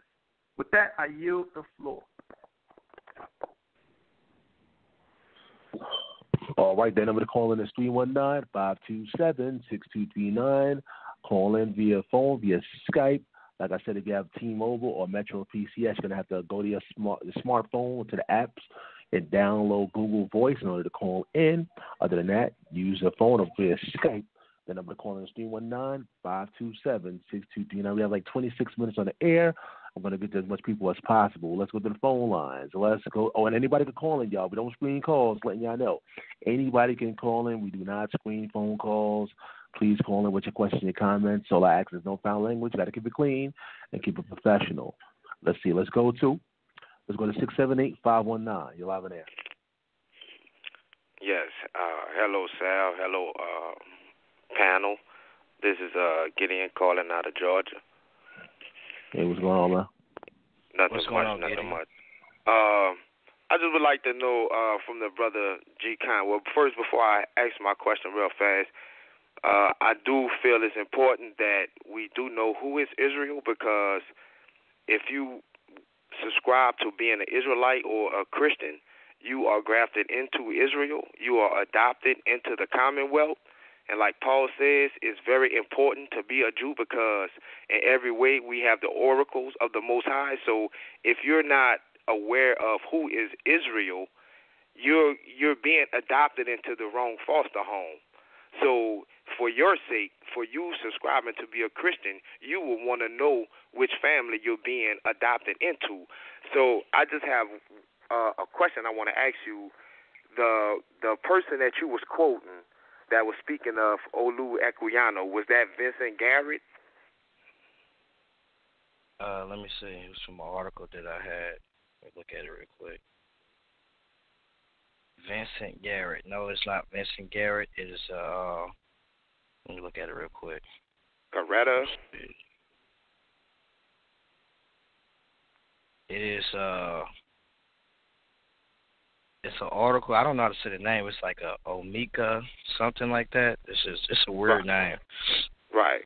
I can't. Well, say basically, that, what that person is quoted from in that article is a book written by a guy named Vincent Coretta. I think like 1997 or something like that. And what's interesting to me, there was also a study done by a Jewish guy, like Iluk. It's a while back. I seen an article and I looked at it when I beat the brakes off G-Man. You know, I was looking at that, and it was, and I seen you respond to that, and your response and your source to object that was from David Duke, a known white supremacist. And not only did you go to a white supremacist who had no idea of what he was talking about, you called the man a doctor, and he went to a for-profit college that he paid for that doctorate.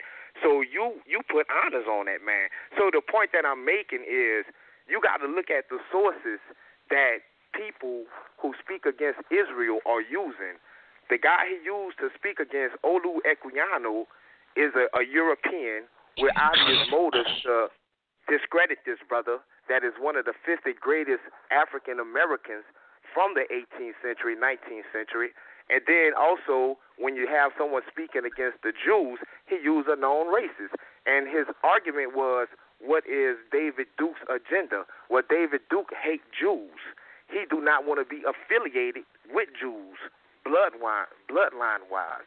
So, you know, that's just a statement I wanted to make. Wait, don't go nowhere. Pause right. Go ahead. I'm sorry. Go ahead. Don't go nowhere. Now, right. when you talk about David Duke, when you say that he hates Jews, what Jews are you talking about? The Jewish people? The Jewish people, the European Jews, right? Right. So, the information that I cited from David Duke, is it David Duke's article? Is it his information, or is this genetic studies done by David Duke? My brother, you using David Duke, hold on, no, Grand Wizard of the Ku Klux Klan. To debunk verified Harvard scientists. Well, hold on. Listen, you see what I'm saying? Does that make sense? One at a time, y'all. One at a time. Brother, can you just answer the question, bro? The okay, what's the question I used, again? David Duke cited some genetic information that is not his information, that was actually done prior to, before he didn't even accept the Khazarian theory. That's why Right. he said rethinking the Khazarian theory. Now, why Right. he rethought the Khazarian theory? Because it was built upon lies and there was no scholarly work behind it. And most scholars reject the Khazarian theory. So I grabbed the article from David Duke, knowing that he is a Ku Klux Klan wizard, but it really helps my argument because he's against the Jews. But he's using information to try to go against the Jews, to try to create them as a race of people. He has agenda behind that. But for the most part, the genetic studies that he's using, those genetic studies are not done by David Duke. That's not his information. Those studies are actually studies that anybody can get that has been done. Not by David Duke. He just used those sources.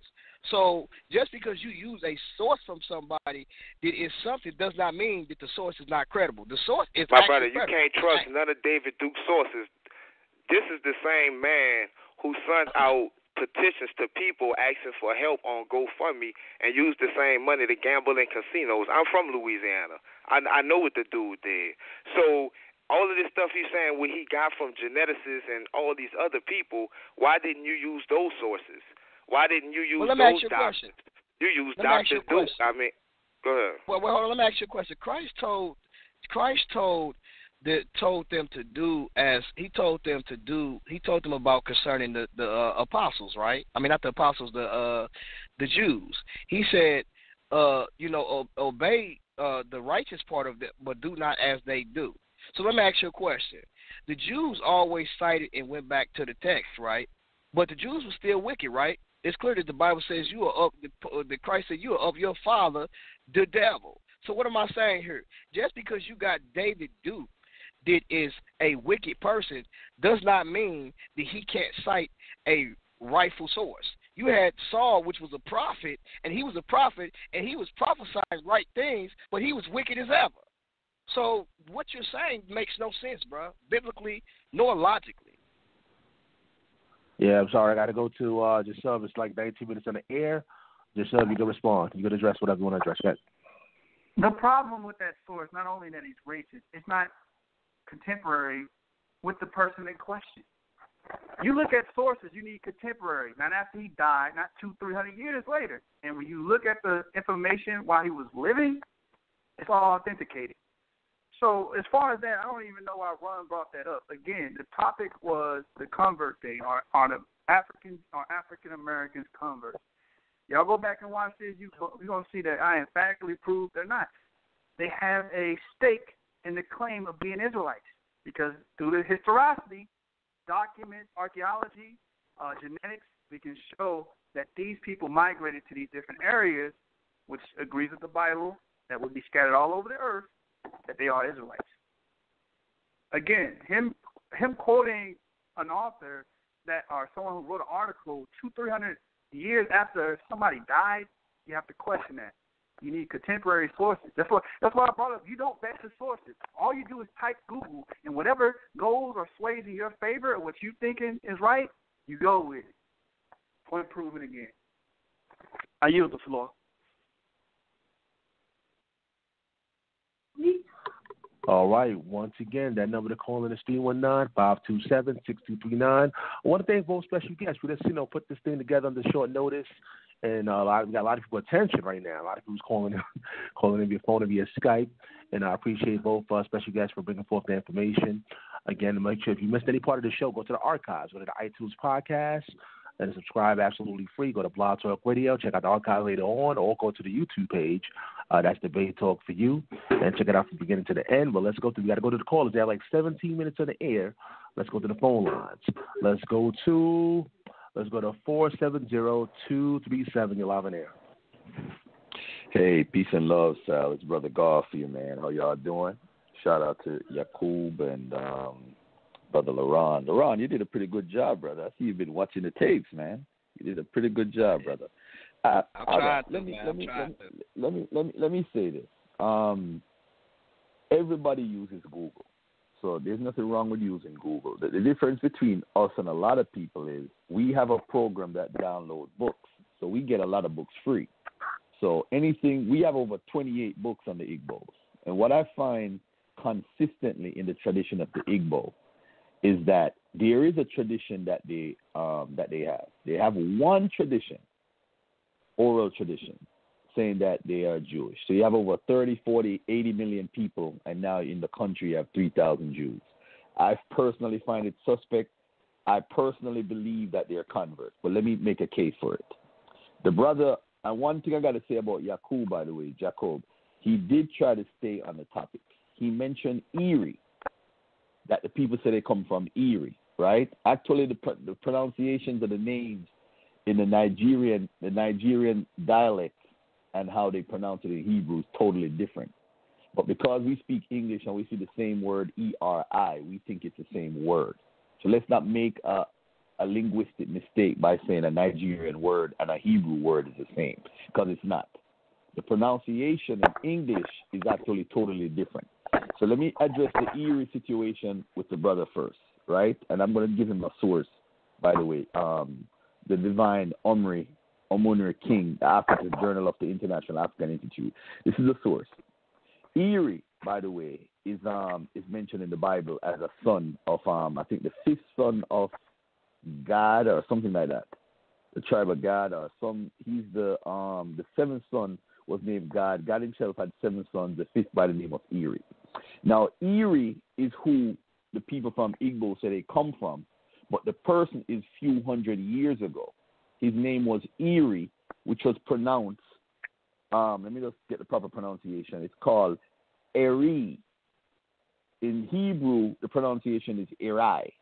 So it's 2 different words that's pronounced 2 different ways. So just to correct the brother, he said that they said they come from Erie. It is true, but the Erie they're talking about is somebody a couple hundred years ago, like 900 BC or 900 AD or 700 AD, something around that time period. So it's not the same person from the biblical text. So that's an error. All right. The second thing I want to talk about to correct, you guys talked about Taharka and Sennacherib. Historically speaking, Taharka and Sennacherib never have any problems. It was Ashurnapal or Esarhaddon and Taharka. They had 5 different battles historically. Taharka won 3, and the Assyrian king Esarhaddon won 2. So they were the ones that were fighting. So Sennacherib and those people that left that they took, because according to them, they took over 200,000 people, right? They took them to wherever, to Assyria or whatever. Now, those people, wherever they went, you can speculate and assume, but that is that. Let me bring up 2 more points and then I'm done. Can you, Yaqub, or how you pronounce your name, my apologies, can you show us anybody coming off the boat who was an Igbo that performed any form of Judaism, Hebrew Israelitism, Hebrewism when they came off the boat to America and showed us? Because what Laurent told you, he talked about the Ebki and the secret societies and different things that they did. And by the way, 50% of the Igbos came to Jamaica, so I might have some Igbo blood. All right. The last thing I want to talk about is diet. How you know someone, a part of their culture, what they carry on, you look at their diet. And almost everything that the Igbos eat is against the Levitical code as far as that is concerned. They eat rat, they circumcise women, they don't know nothing about Sabbath, their calendar is off, and so forth. And to the brother that called before me, he said, Oleander Equiano, he's talking about Vincent Correda.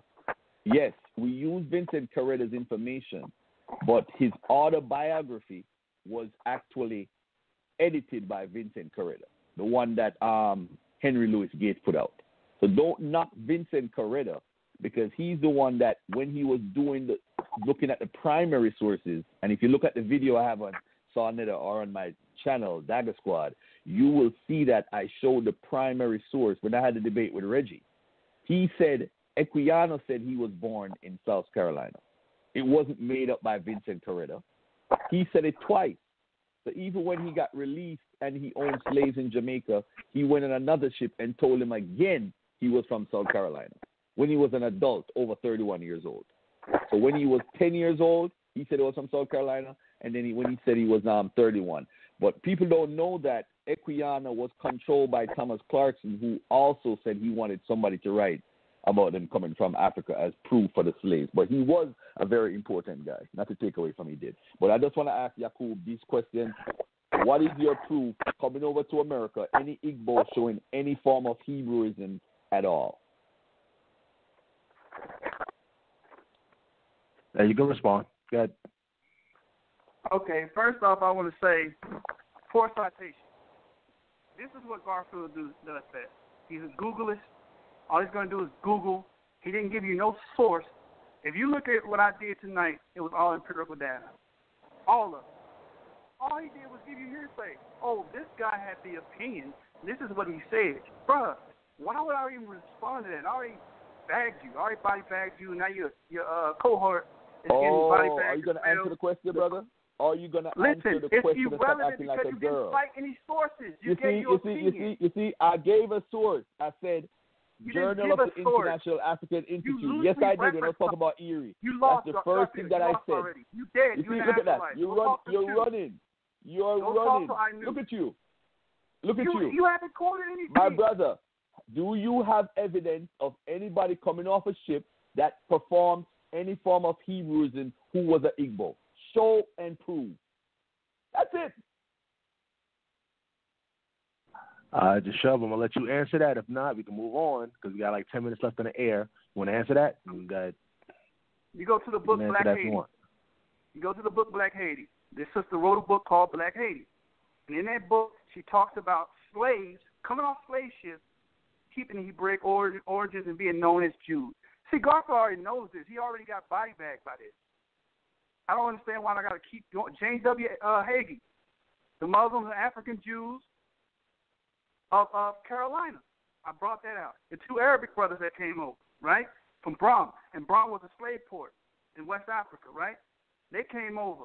They were known as being Jews. They're quickly going to it. He already knows this. You already got your head chopped off. But you didn't cite any sources. I do. You don't cite sources. You're a Googleist. I yield the floor. All right, just to let y'all know, next week we're going to have Garfield reading the hot seat on Debate Talk Free Radio. That's the show where you call in for 60 minutes or more with your questions, your comments. So if you have any questions, make sure y'all call in that day. That's next Thursday, 8 p.m. Eastern Time, right here on Debate Talk Free Radio, hot seat. We got to go to the next caller. We have like 9 minutes on the air, y'all. We have 9 minutes on the air. Let's go to the next person. Let's go to 773-640. You're live on air. Hey, peace, everybody. This is Mikael calling from the Shy. What's up, G.Con? What's up, brother Yeshua? What's going on, Mikael? Nothing much, man. I got to say that it's getting pathetic, man. Okay, Jashub, big props, man, because he was using sources. G.Con, you used a couple of sources. Kind of just, quoting and saying, you kept saying, I think or I believe or I feel. Now, I will make a statement and then I want to ask you a question. Now, this is funny because, I remember you used to battle with the Dagger Squad, with Garfield and Alan Brown, and you used to always say pseudo. So it do seem like what one of the callers said, anything that's against the Israelites, you riding with their information. So now all of a sudden they credible sources, which is funny. But I'm going to tell you, I hope you did not get that information about the Yoruba and the Igbos from the Dagger Squad, because if so, and you listening, Garfield, put them butter knives in your pocket, bro, because that was terrible. I want to tell you something that you said. Now, this is recorded. You said earlier, I was listening when the brother asked you, G.Con, he said, so you saying that there's no black Jews in Africa or something like that. And you said, no, I didn't say that. You said genetically that the Yoruba was Jews. That's what you said. It's recorded. So it's funny because this whole argument that y'all having is to make the claim that the Igbos are converts, as you continuously said, because a large population of Igbos came in the transatlantic slave trade. So I see the agenda. You said they're converts, but then you turn around and said that the Yoruba was genetic Jews. Now, let me tell y'all what's funny about this. Everybody write this down. I want y'all to go to this author named Ovigwe Iguata. You spell it Ovigwe EGUEGU. It was published. This is an article published in June 17, 2016. Now, it's funny because right now as we speak, I'm actually doing a piece with a Yoruba brother and an Igbo brother. And this is the boomer. Since you're following genetics more than the scriptures, I want to read this real quick. It says 4 of the major coastal tribes of West Africa, the Yoruba, the Igbo, the Gagabande, are dissimilar at a glance and evidently geographically neighbors, but very closely related when examined at the genetic level. Several studies have been employed over the years with findings showing genetic similarities between different regional ethnic groups. One in particular conducted by Akaduwe Adume, Guyano Chan, Yazinuso Chan, and the names 6 others, and these brothers are Africans. They are Igbos, and they are Yorubas. Now watch this. Skip down. Their findings further show surprising genetic variance within the groups, but almost none across groups, similar and closer to human genetics across races, showing more range within than without. It says, according to this landmark study, there was a 99.9% within population variance between the population variance was less than 0.1. I want you to hear this close. This means that the Yorubas and Igbos are 99.9% similar. Now, it's funny that this said that. Now, this says you trust DNA. The funny thing about it, I've been dealing with the Yoruba and the Igbos, and they actually have a campaign going now to crush their beef. The Igbos and the Yoruba are the exact same people. The Yoruba is actually a fairly new name. The Igbos and Yoruba had a beef maybe since the Biafra War. This is a fact. So if you're saying that the Yoruba, which you said out your mouth, is genetic Jews, but the Igbos are converts, that I actually just literally cancels you out, period. You shot yourself in the head because they're the exact same people. And I got more evidence coming in on it. So I say shalom, good one, Yashub. Be on the lookout for our video called From Assyria to West Africa. Right, let's keep them right here, though. Don't hang them upside. Let's keep them right here. Now, for everybody that listened in, I don't know if this brother came into this thing late or whatever. I didn't say anything about the Yoruba. Listen, bro, yes, I didn't say anything. Listen, I'm telling you, even your show would tell you that. I didn't say anything about the Yoruba. I said the Ethiopian Jews and the Yemenite Jews. That's what I said. I didn't say nothing about the Yoruba. I don't know where you got that from. I didn't say that. I was already arguing about the Yoruba. You can ask your show, but I didn't say that, bro. Just keep it honest. Go ahead. Did I say that in your show? Yeah. Go ahead, show. Go ahead, you can respond. Go ahead. I plead the fifth. See how scandalous he is. Well, I'm going to tell you how scandalous he is. He's so scandalous. Look, see, this is why I always bang on the Israelite community, man, because instead of them coming forth and saying, listen, bro, he didn't say that, bro, you know I didn't say the Yoruba, bro. So why are you playing games, bro? You going to say you plead the fifth. We just going to check the tape. We're going to check the tape. But, don't edit it, Sal. And if you did not say the Yoruba, I'll publicly apologize. All right, cool. That's cool. Because I know. Cool. Yeah, now I want to respond and say this, though. Now, I don't know. Listen, when it comes to the Armor Rock Squad, when it comes to Team Osiris, or when it comes to the Dagger Squad, I learned a lot of stuff from them brothers. I've even sharpened up my work or my studies when it comes to those guys. Now, when they got credible sources and they got truth, I had to stand down. I can't stand up and buck against that. Now, when it comes to certain things we disagree on, and when it comes to this biblical text, I ride. But for the most part, when they have always came with truth, whether it was the Armor Rock Squad, whether it was something that was in the conscious community, I didn't buck against that because I looked at it and said, yeah, that is true, or I did a study on it, and either I respond to it or I just say I can't really respond to that. You know what I'm saying? I don't know nothing about it. Let me go and study that. Let me go and look at that work. But for the most part, I've never got to the point to where I say I can't take anything from somebody because they opposite of what I believe in. Because there's a lot of stuff that Ron Shields teach that I agree with, but some of the stuff that he teach I don't agree with. That Minority Report that he did, that was excellent. I say he's one of my top 5 when it comes to dealing with things that's outside of Israel. When it comes to dealing with things that's in Israel, he fabricates it. You know what I'm saying? Because he has his position that he has to keep. And I've always said that. Even when it comes to you, Mika, I have in Israel. So don't say like, oh, I side with anybody. Because, no, I side with what I see in the scriptures on how I interpret it as being truth.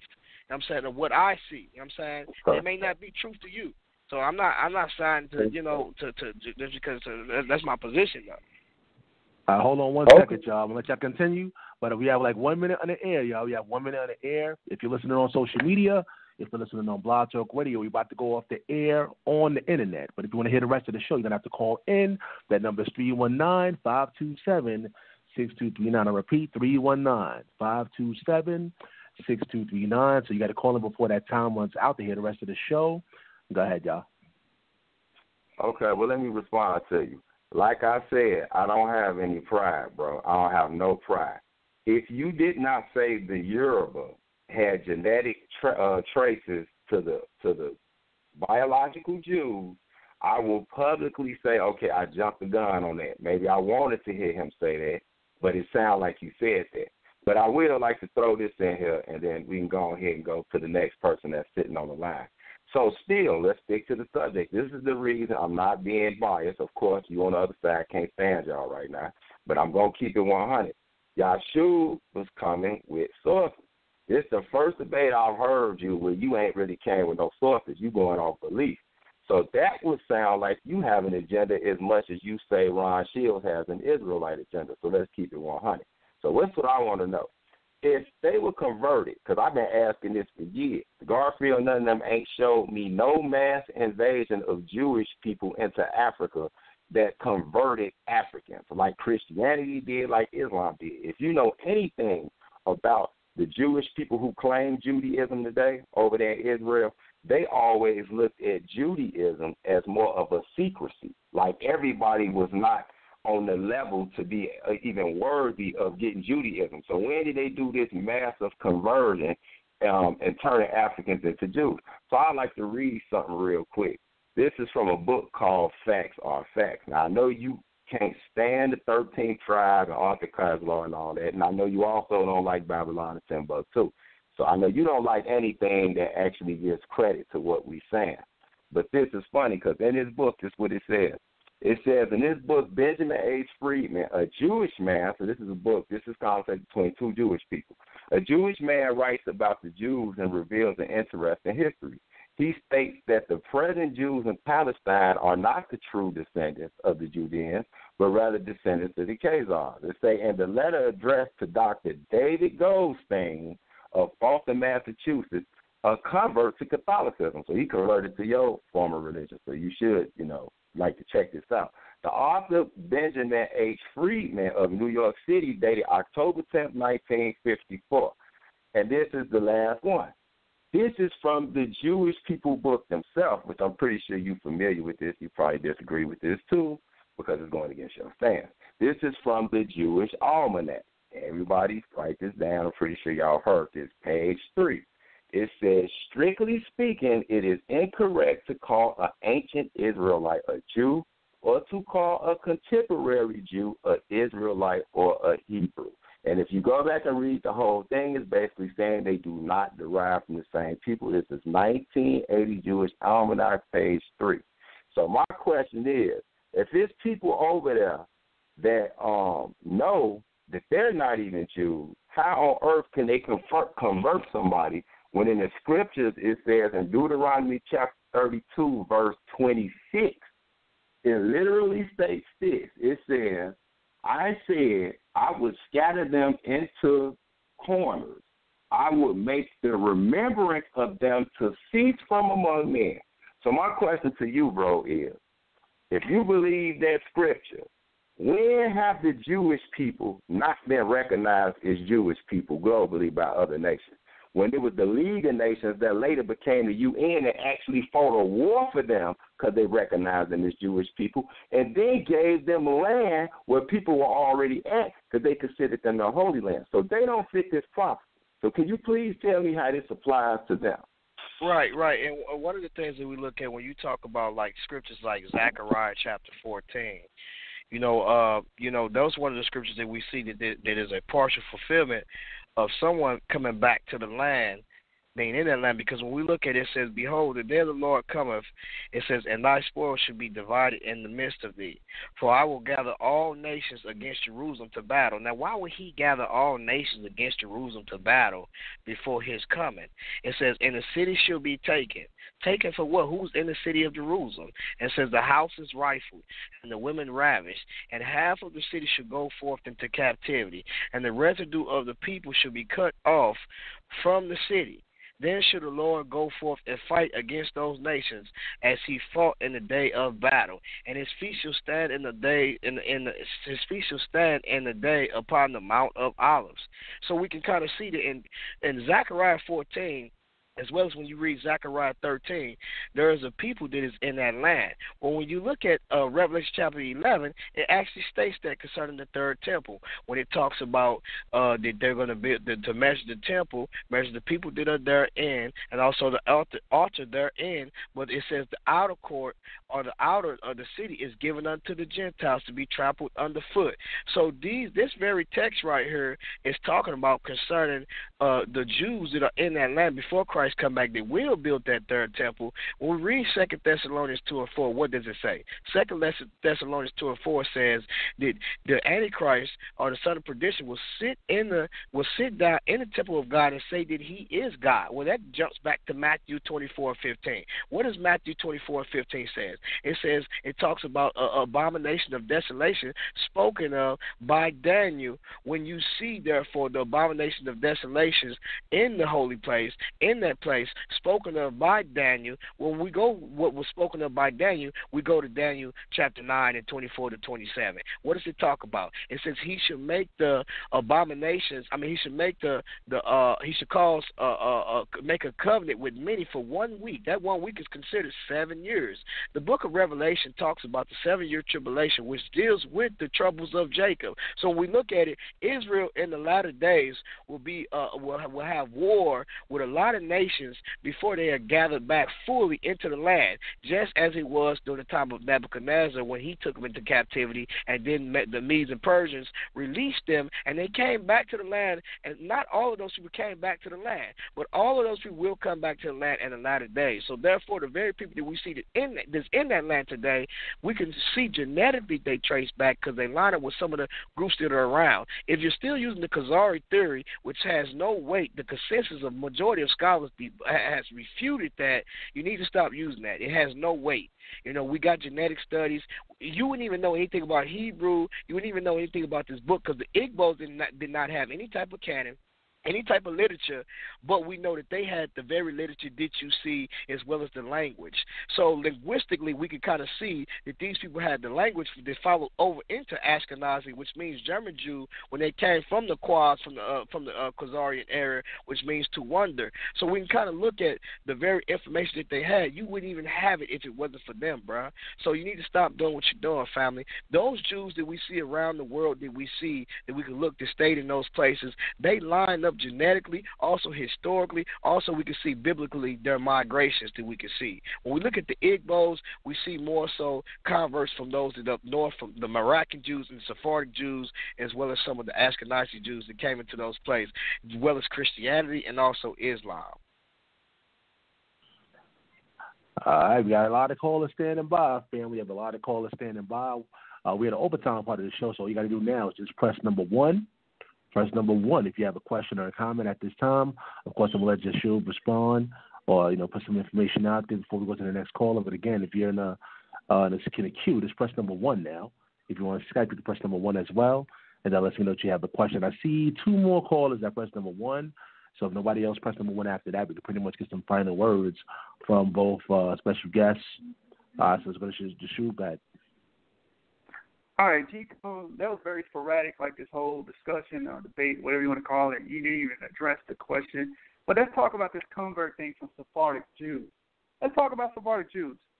And Waite's work, I believe it's the repertoire, St. Tales Maximus from Midrash, page 71, says, an interesting gradation of all shades down to the black is exhibited by the Jews. Now, the next source I want to do is Petrarch, J.C., Natural History of Man. He said the Portuguese Jews were very dark. So these Jews that claiming that converted these people, these were Negroid people. Again, also in the brother's work, Description of Guyana, he talks about many of the Jews who were banished from Portugal by John II settled in West Indies. John Bigelow, who visited Jamaica in 1850, saw the descendants of these Jews and says they were Negroid. So if you want evidence of Jews coming off slave ships, like Garfield and Pseudo brought up earlier, if you watch the show, there it is. There's more. Blair Now and Black Haiti. So he keeps talking about, they converted. But the people in question are Negroid. The people that went and that were excluded from these empires into Africa, so to Sao Tome, Cape Verde, Guyana, these people that are in question, that he keeps bringing up, they converted Africans. These people were Negro. That kills your argument. Because you're saying like there are other people they're not the same race. These are the same people, buddy. And when you go to Blair Now's Black Haiti, when you examine this, it says, as a matter of fact, Hebrewisms of African derivation are not confined to Jamaica. Among the West Indian islands, Blair Now, in her recent delightful little volume, Black Haiti, speaking of the slaves from Africa, probably asserts some were said to be descendants of Jews. So we have the information. James W. Hagee, I can bring up his work when he brings up Billy the Jew that came to Carolina, and he spoke Arabic and Hebrew, and he said he came from Jews, 10,000 and thousands of Jews in Africa. These are sources. Again, all my opponent has done all night is give his beliefs, his opinions. Nothing is accredited by any source. And I yield the floor.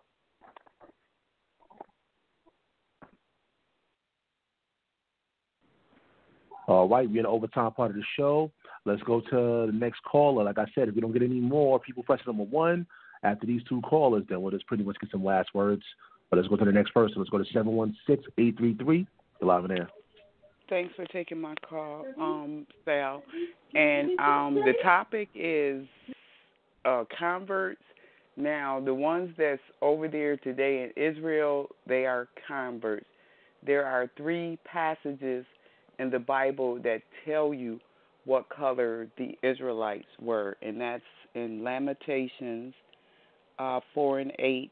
It says, their vestige, which means face, is blacker than coal. And then there's Lamentations 5 and 10. It says, our skin was black like an oven. And in Job 30 and 30, it says, my skin is black upon me. So they got to be converts, right?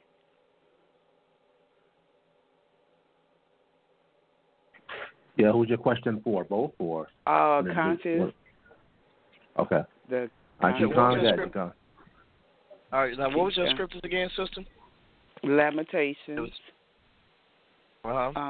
Lamentations 4 and 8, Lamentations 5 and 10, and Job 30 and 30. All right, so look what it says. It says, it says, her Nazarites were purer than snow. They were whiter than milk. They were more ruddy in body than rubies. Their polishing was of sapphire. It says their vestige is blacker than a coal. They are not known in the streets. Okay, who is this talking about? The Israelites. Right. It says and so when it says their vestige, what is it talking about? Their face. Right. So when you look, so let's look at this again. When you look at Israelites, right, and it says their vestige was darker. It says their vestige was darker. Hold on, where's it at? What was it again? 9 and 4 and 9 or 4 and 7? Lamentations 4 and 8 and 5 and 10. Okay, 4 and 8. 4. And then so let's look at the Hebrew. And Job 30 and 30. Okay, Lamentations. Let's look at the Hebrew. What it says. Lamentations 5 and 8, right? 4 and 8. 4 and 8. Okay, let's go back. Hold on. Bear with me here.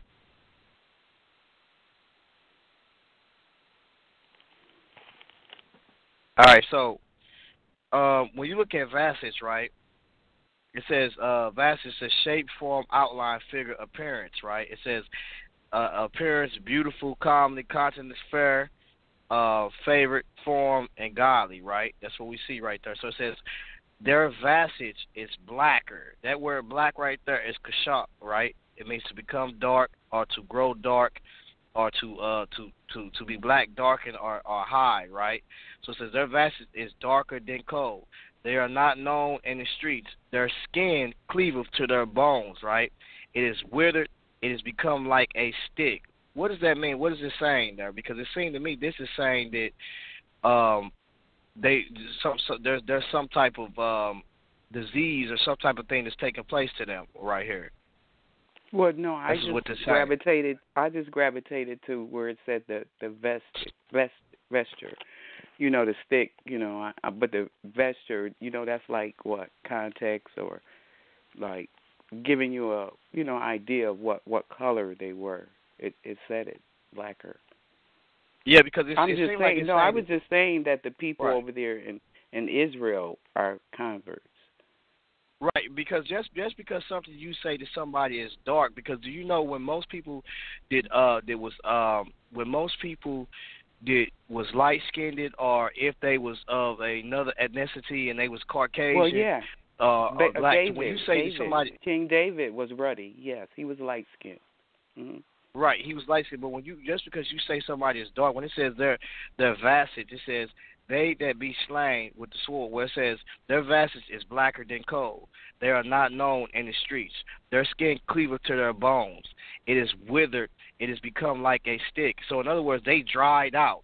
In other words, what it's saying is that somehow, some way, they suffer from some type of plague or something like that, to where it's saying that I don't get all of that. I don't get all of that. But I'm just saying, I gave you 3 scriptures that describe color. I understand what you're saying, but then I could take you to I gave you the other Lamentations. Are you going to say the same thing about that? And the one in Job. Well, it says that they were ruddy here. It says that they were more ruddy in body. That's what it says, than ruby. So they was of a mahogany color. But then when you get down here, it says their polishing was of sapphire. It says their visage is blacker than coal. Okay, well, they are not. I thought vestige was your face. I thought it was describing the face. I'm sorry. Yeah, because when you look at it, let's look what it says up above. Let's get the context. No, it was describing the face.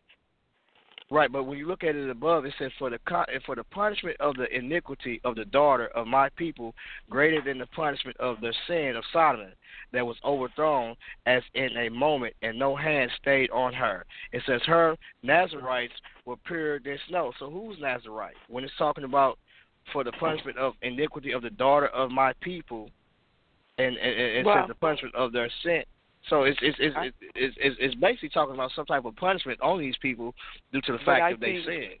But you just read that. But I think if you research what a Nazarite is, you might probably come up with the same color that I just said, Nazarite. Now, you know Christ was a Nazarene, right? Well, he lived there. He wasn't, you know what I mean? I'm just saying, right? And then Moses, Yeah, I'm going to bring you back in real quick. I just got to let Jashub respond.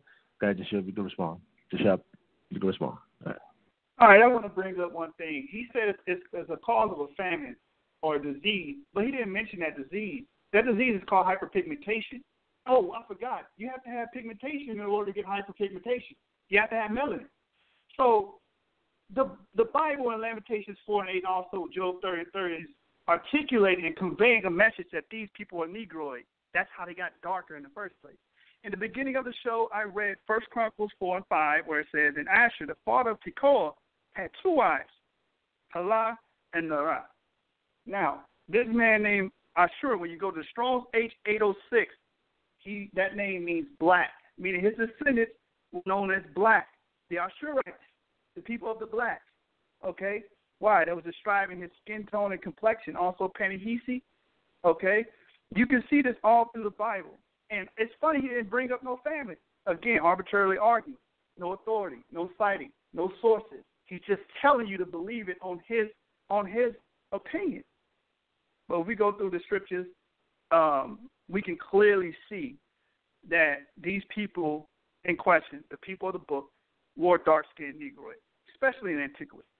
No doubt. I brought up the Petri Papyri where it talks about in the 3rd century BC that the Jews at that time were dark-skinned or brown-skinned. Those two. It didn't say al-sumra, denoting red, as you said, ruddy. And again, ruddy, I don't know the position that word was interpolated and put in the Bible. Because when you go to 1 Samuel 16 and 12, the International Standard Version, because I do not subjugate myself to one version. 1 Samuel 16 and 12 says, so he sent and brought him. He had a dark, it doesn't say ruddy. It says he had a dark, healthy complexion with beautiful eyes, and he was handsome. So where are you getting this ruddy from?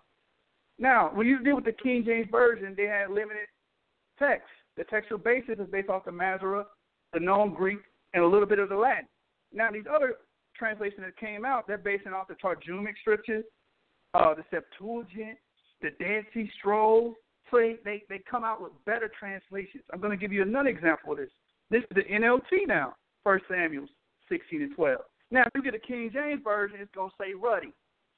It says, so Jesse sent for him. He was dark. Adomini denotes dark skin, and handsome, with beautiful eyes. And the Lord said, this is the one. Anoint him. So David wasn't red, or some people say light skin. From my research and doing a survey of literature, which my opponent neglects to do, he just goes off his opinion and flies off the handle. We cite our sources. When you look at the Targumic, Aramaic, Curtonian Gospels, you see a different story being painted, which are older than the Greek primacy and all the other madness. But when you subjugate yourself to one translation, this is what happens. Confusion. Now, let's deal with Lamentations 4 and 8, because he said they're ruddy in body. But he skipped over polished as sapphire. So my question to my opponent is, are they blue like sapphires? Are they walking around looking blue? And then if they're red like you claim, like Edomite, why does the next scripture say their visage, meaning their appearance, is black? And can you please exemplify to the audience and me, what do you mean about this famine? Because the only famine I know, only disease I know that can make you sick, make your skin grow darker, is hyperpigmentation. Therefore, you have to have pigment, and a lot of it. That's how you get darker. So dark that you're black, like you was burnt in an oven. Listen to the context of the scripture. So I want him to answer that. I'm giving the floor back to him. I'm gonna let him answer that question for you. I'm gonna let him speak to you directly. Go ahead, G.Kon. You can answer the question, and you can speak to him. Right. Now, first of all, this is a comparison of two different people here. There's a comparison of the Nazarites, which are upright, and then there's a comparison also of another person. Because when you look at, let's look at the stone Tanakh. It says, her crowned ones who were purer than snow. It says whiter than milk, whose complexion was ruddier than rubies, whose build was solid like sapphire. That's what it says. It says their appearance has become blacker than soot. So in other words, we see that at one part of time, these people were doing something that was upright, and then somehow, some way, through transgression, it says their appearance has become blacker than soot. They are not recognized in the streets. It says their skin has shriveled on their bone. It has become dry as wood. And so it says in verse 9, it says, more fortunate were those slain by the sword than those slain by the famine. So it says they pine away, stricken, lacking the fruits of the field. So that's where I got the famine at. As far as we know that certain scriptures talk about how, Israelites will, they will, sometimes they will be dried up, and how they talked about how their skin was blackened due to the fact. Now, everybody has melanin. I don't know what he's talking about. Everybody, even white people, has melanin. Whether if it's, they just have a smaller melanin, but they have melanin. You know what I'm saying? So I don't know what he's talking about. But for the most part, when you read the scriptures, yeah, let me finish. So when you you can respond. You can respond. So when you look to each other, so when you look at the scripture, it's basically telling you what's going on here. Now here's also some notes from Rashi, right? it says the gold figuratively refers to the people of Jerusalem. Its external appearance and brilliance has become damned. That's what it says. But but its essence is still pure. It says, in this midrash, this is Rashi, right? It says this LG is the one spoken of in 2 Chronicles 32:25 as Jeremiah lament for King Josiah. So basically what he's saying is that where one time they had this radiant appearance, that when we look at that radiant appearance begin to be damned, you know what I'm saying, because of their very sin. You know what I'm saying? And because also, their very sin, it brought forth famine in the land, which made the land dry. So I think that's what the whole context is really talking about. And that's from the stone to knock. You didn't mention the disease. Again, you said white people have melanin too. Yes, small percentages. They don't have brown skin like you and I, which will make them hyperpigmentate, pigmentate, and make their skin grow so dark they're black as an oven. Listen to what the scripture said. They're black as an oven. Like they were burned in the oven. So it's still not making sense. And then they always had, the Jews have always, all the way to the 6th century BC, under King Xerxes, always been known to be sooty, always been known to be dark. When you go to Josephus, let me read my source. When you go to Josephus, and he brings up in Against Apion, book 122, it says, at the last there passed over a people wonderful to behold, for they speak the Phoenician tongue with their mouths. They dwelt in the Solomonian mountains near a broad lake. Their heads were sooty. They had round razors on them. Their heads and faces were like horse heads, also that they had been hardened in the smoke. So what is he bringing out? Sooty means the black and the dark. These were dark Negroid people. This goes back to the 6th century BC and Josephus Against Apion. And he wrote this to give veracity to the Jews. The same thing we're doing today and tonight on this debate, giving veracity to our claim that we are historic people and we fit the people of the book. You haven't discredited that. You argue from arbitrarily, from no citations, nothing. When you brought out your dissertation on that scripture, you just brought out what you believe and what you think. It doesn't change the fact they hyperpigmentated. Dark-skinned people pigmentate. They hyperpigmentate when they starve. That's why Job 30:30 said that. And it said the black as an oven. You don't get Rabbi Rosenberg. If he starves, you're not going to get a dark skin. You're going to get a pale person. You know how I know? If you believe in the Holocaust, go back and look at the pictures and watch these white, they don't have melanin, pale-skinned individuals starving to death. None of them turn black. I yield the floor. All right, family. I don't see anybody else pressing number one at this time.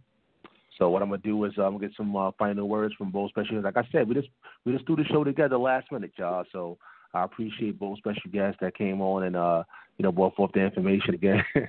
We just threw this together and look what happened. So I appreciate everybody that came out and tuned into the show.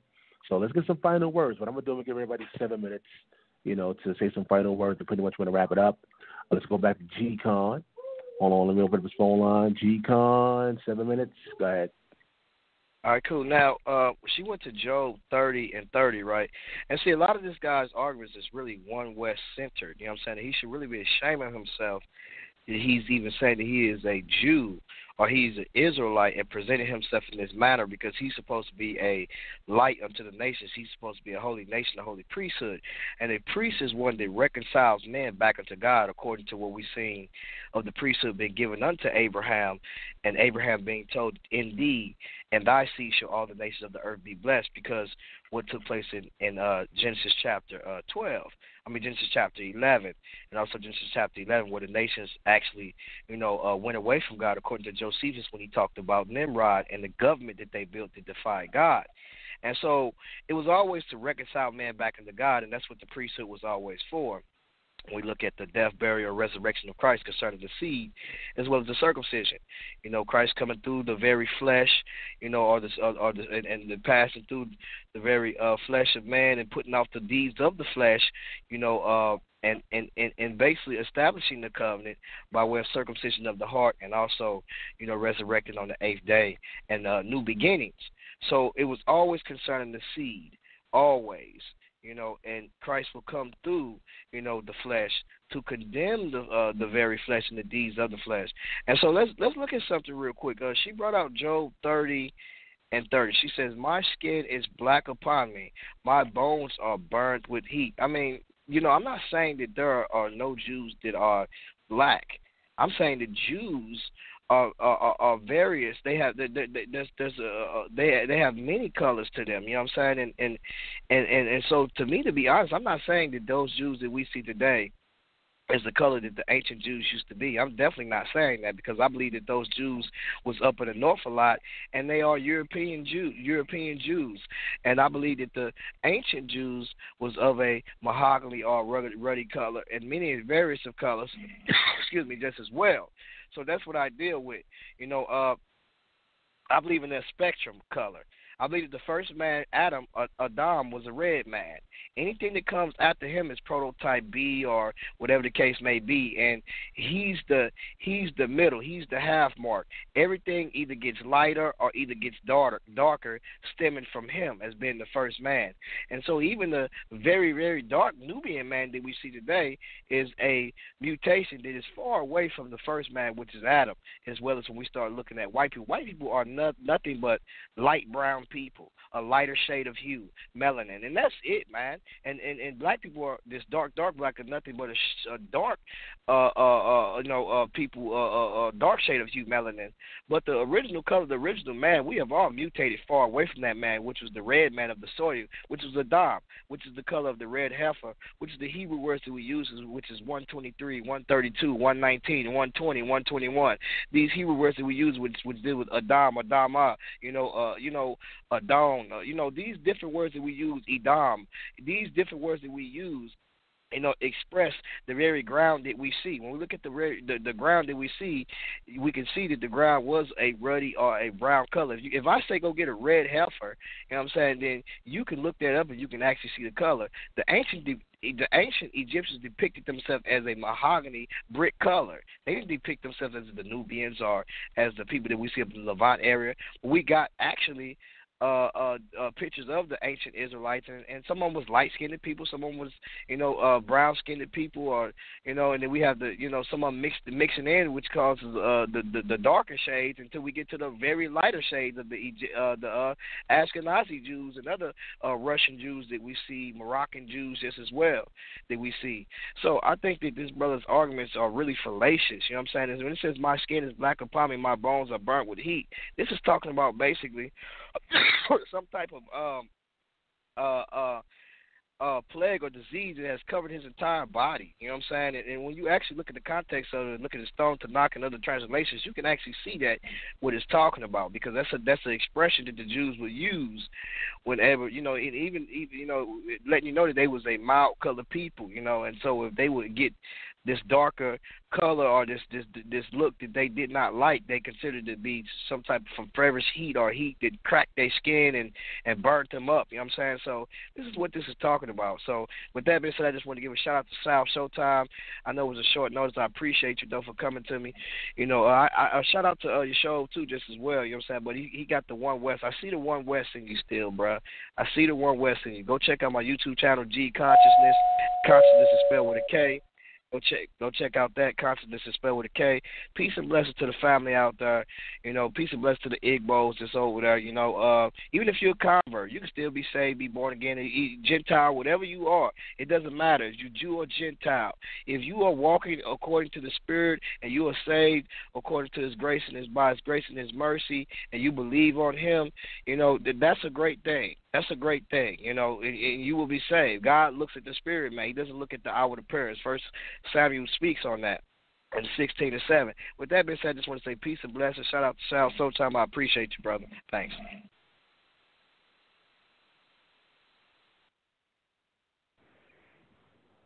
All right, man. I appreciate you as well for coming on. Like I said, if you want to reach out to the brothers, both brothers actually, all their information is in the description box, so make sure you reach out. Let's go to Jashub. It's going to be 7 minutes final words. Go ahead. Those closing statements were very, personal attacks, arbitrary arguments, same old. The whole night has been covered with it. Again, when you look back at this recording, you're going to see who actually stayed on topic. And even Garfield, who's directly opposed to everything I say, he said Jashub did stay on topic. This brother is arbitrarily arguing, man. He's not staying on topic. He's not bringing out anything that conflicts with, are we the authentic Jews? Remember, the topic was, are these people converts? He was trying to claim that they were converts. We prove emphatically that we have history of these Negroid people migrating from the Levant to West Africa and various other places as well. When you go back and look at the tape, write down the sources, you can catch me on Genesis 49ers. That's my YouTube channel where we say no to vague interpretations and give thorough breakdown. This brother gave nothing but vague interpretations. I gave you source after source after source. We went to the Targumic. We went to the Dead Sea Scrolls, the Qumran files. We did all that. We did the groundwork. All this brother did is present an argument. Fools can argue. Scholars teach, man. We're here to build and edify Israel and bring them up. And to say that doesn't matter, I don't know where that brother was going with that. He's not really analyzing the scriptures if race doesn't matter and the Israelites don't matter. What he's coming with is a new age Christian doctrine, which will not be found with the early founding fathers of Christianity. That's the funny thing about it. When you go before Tertullian, that's a whole other topic. Go to my channel. I deal with old Christianity versus new Christianity, and I do an hour segment where I break that down piece by piece. Again, he said, I was supposed to be a priest. When did I act out of order? This was supposed to be a priest. First of all, if you know anything about the priest, this is what Christians don't do. They always give you the fluffy side of the Bible. They don't give you the nitty and gritty. Do you know the priests were commissioned to kill the wicked of our people? They wasn't all fluffy, like he said, oh, be a priest, oh, speak soft. No, that's not the character of the priest. So his final statements are not. And then he brought up the black and the oven thing, and he changed his argument. First he's saying black people are saying, oh, white people got melanin too. Now he's changing it up. It's obvious when you look at Job 30:30, Lamentations 4:8, dark people are the people of the book, because only people that are brown to dark skin can hypermelanate. Again, when pale-skinned people starve, they get paler. They don't get darker. So again, he lost emphatically. When you go back through this video, you're going to see he clearly got bodied. Call the coroner. Genesis 49ers, we say no to vague interpretations. We give thorough breakdowns. You can hit me up on YouTube. We drop videos every week, and we give sources. We actually cite our material. We're scholars. With that, I say shalom to the nation of Israel, and I pray that you brothers will put it on your heart to come back to your nationality and come back to the truth and the doctrine of the saints. Shalom.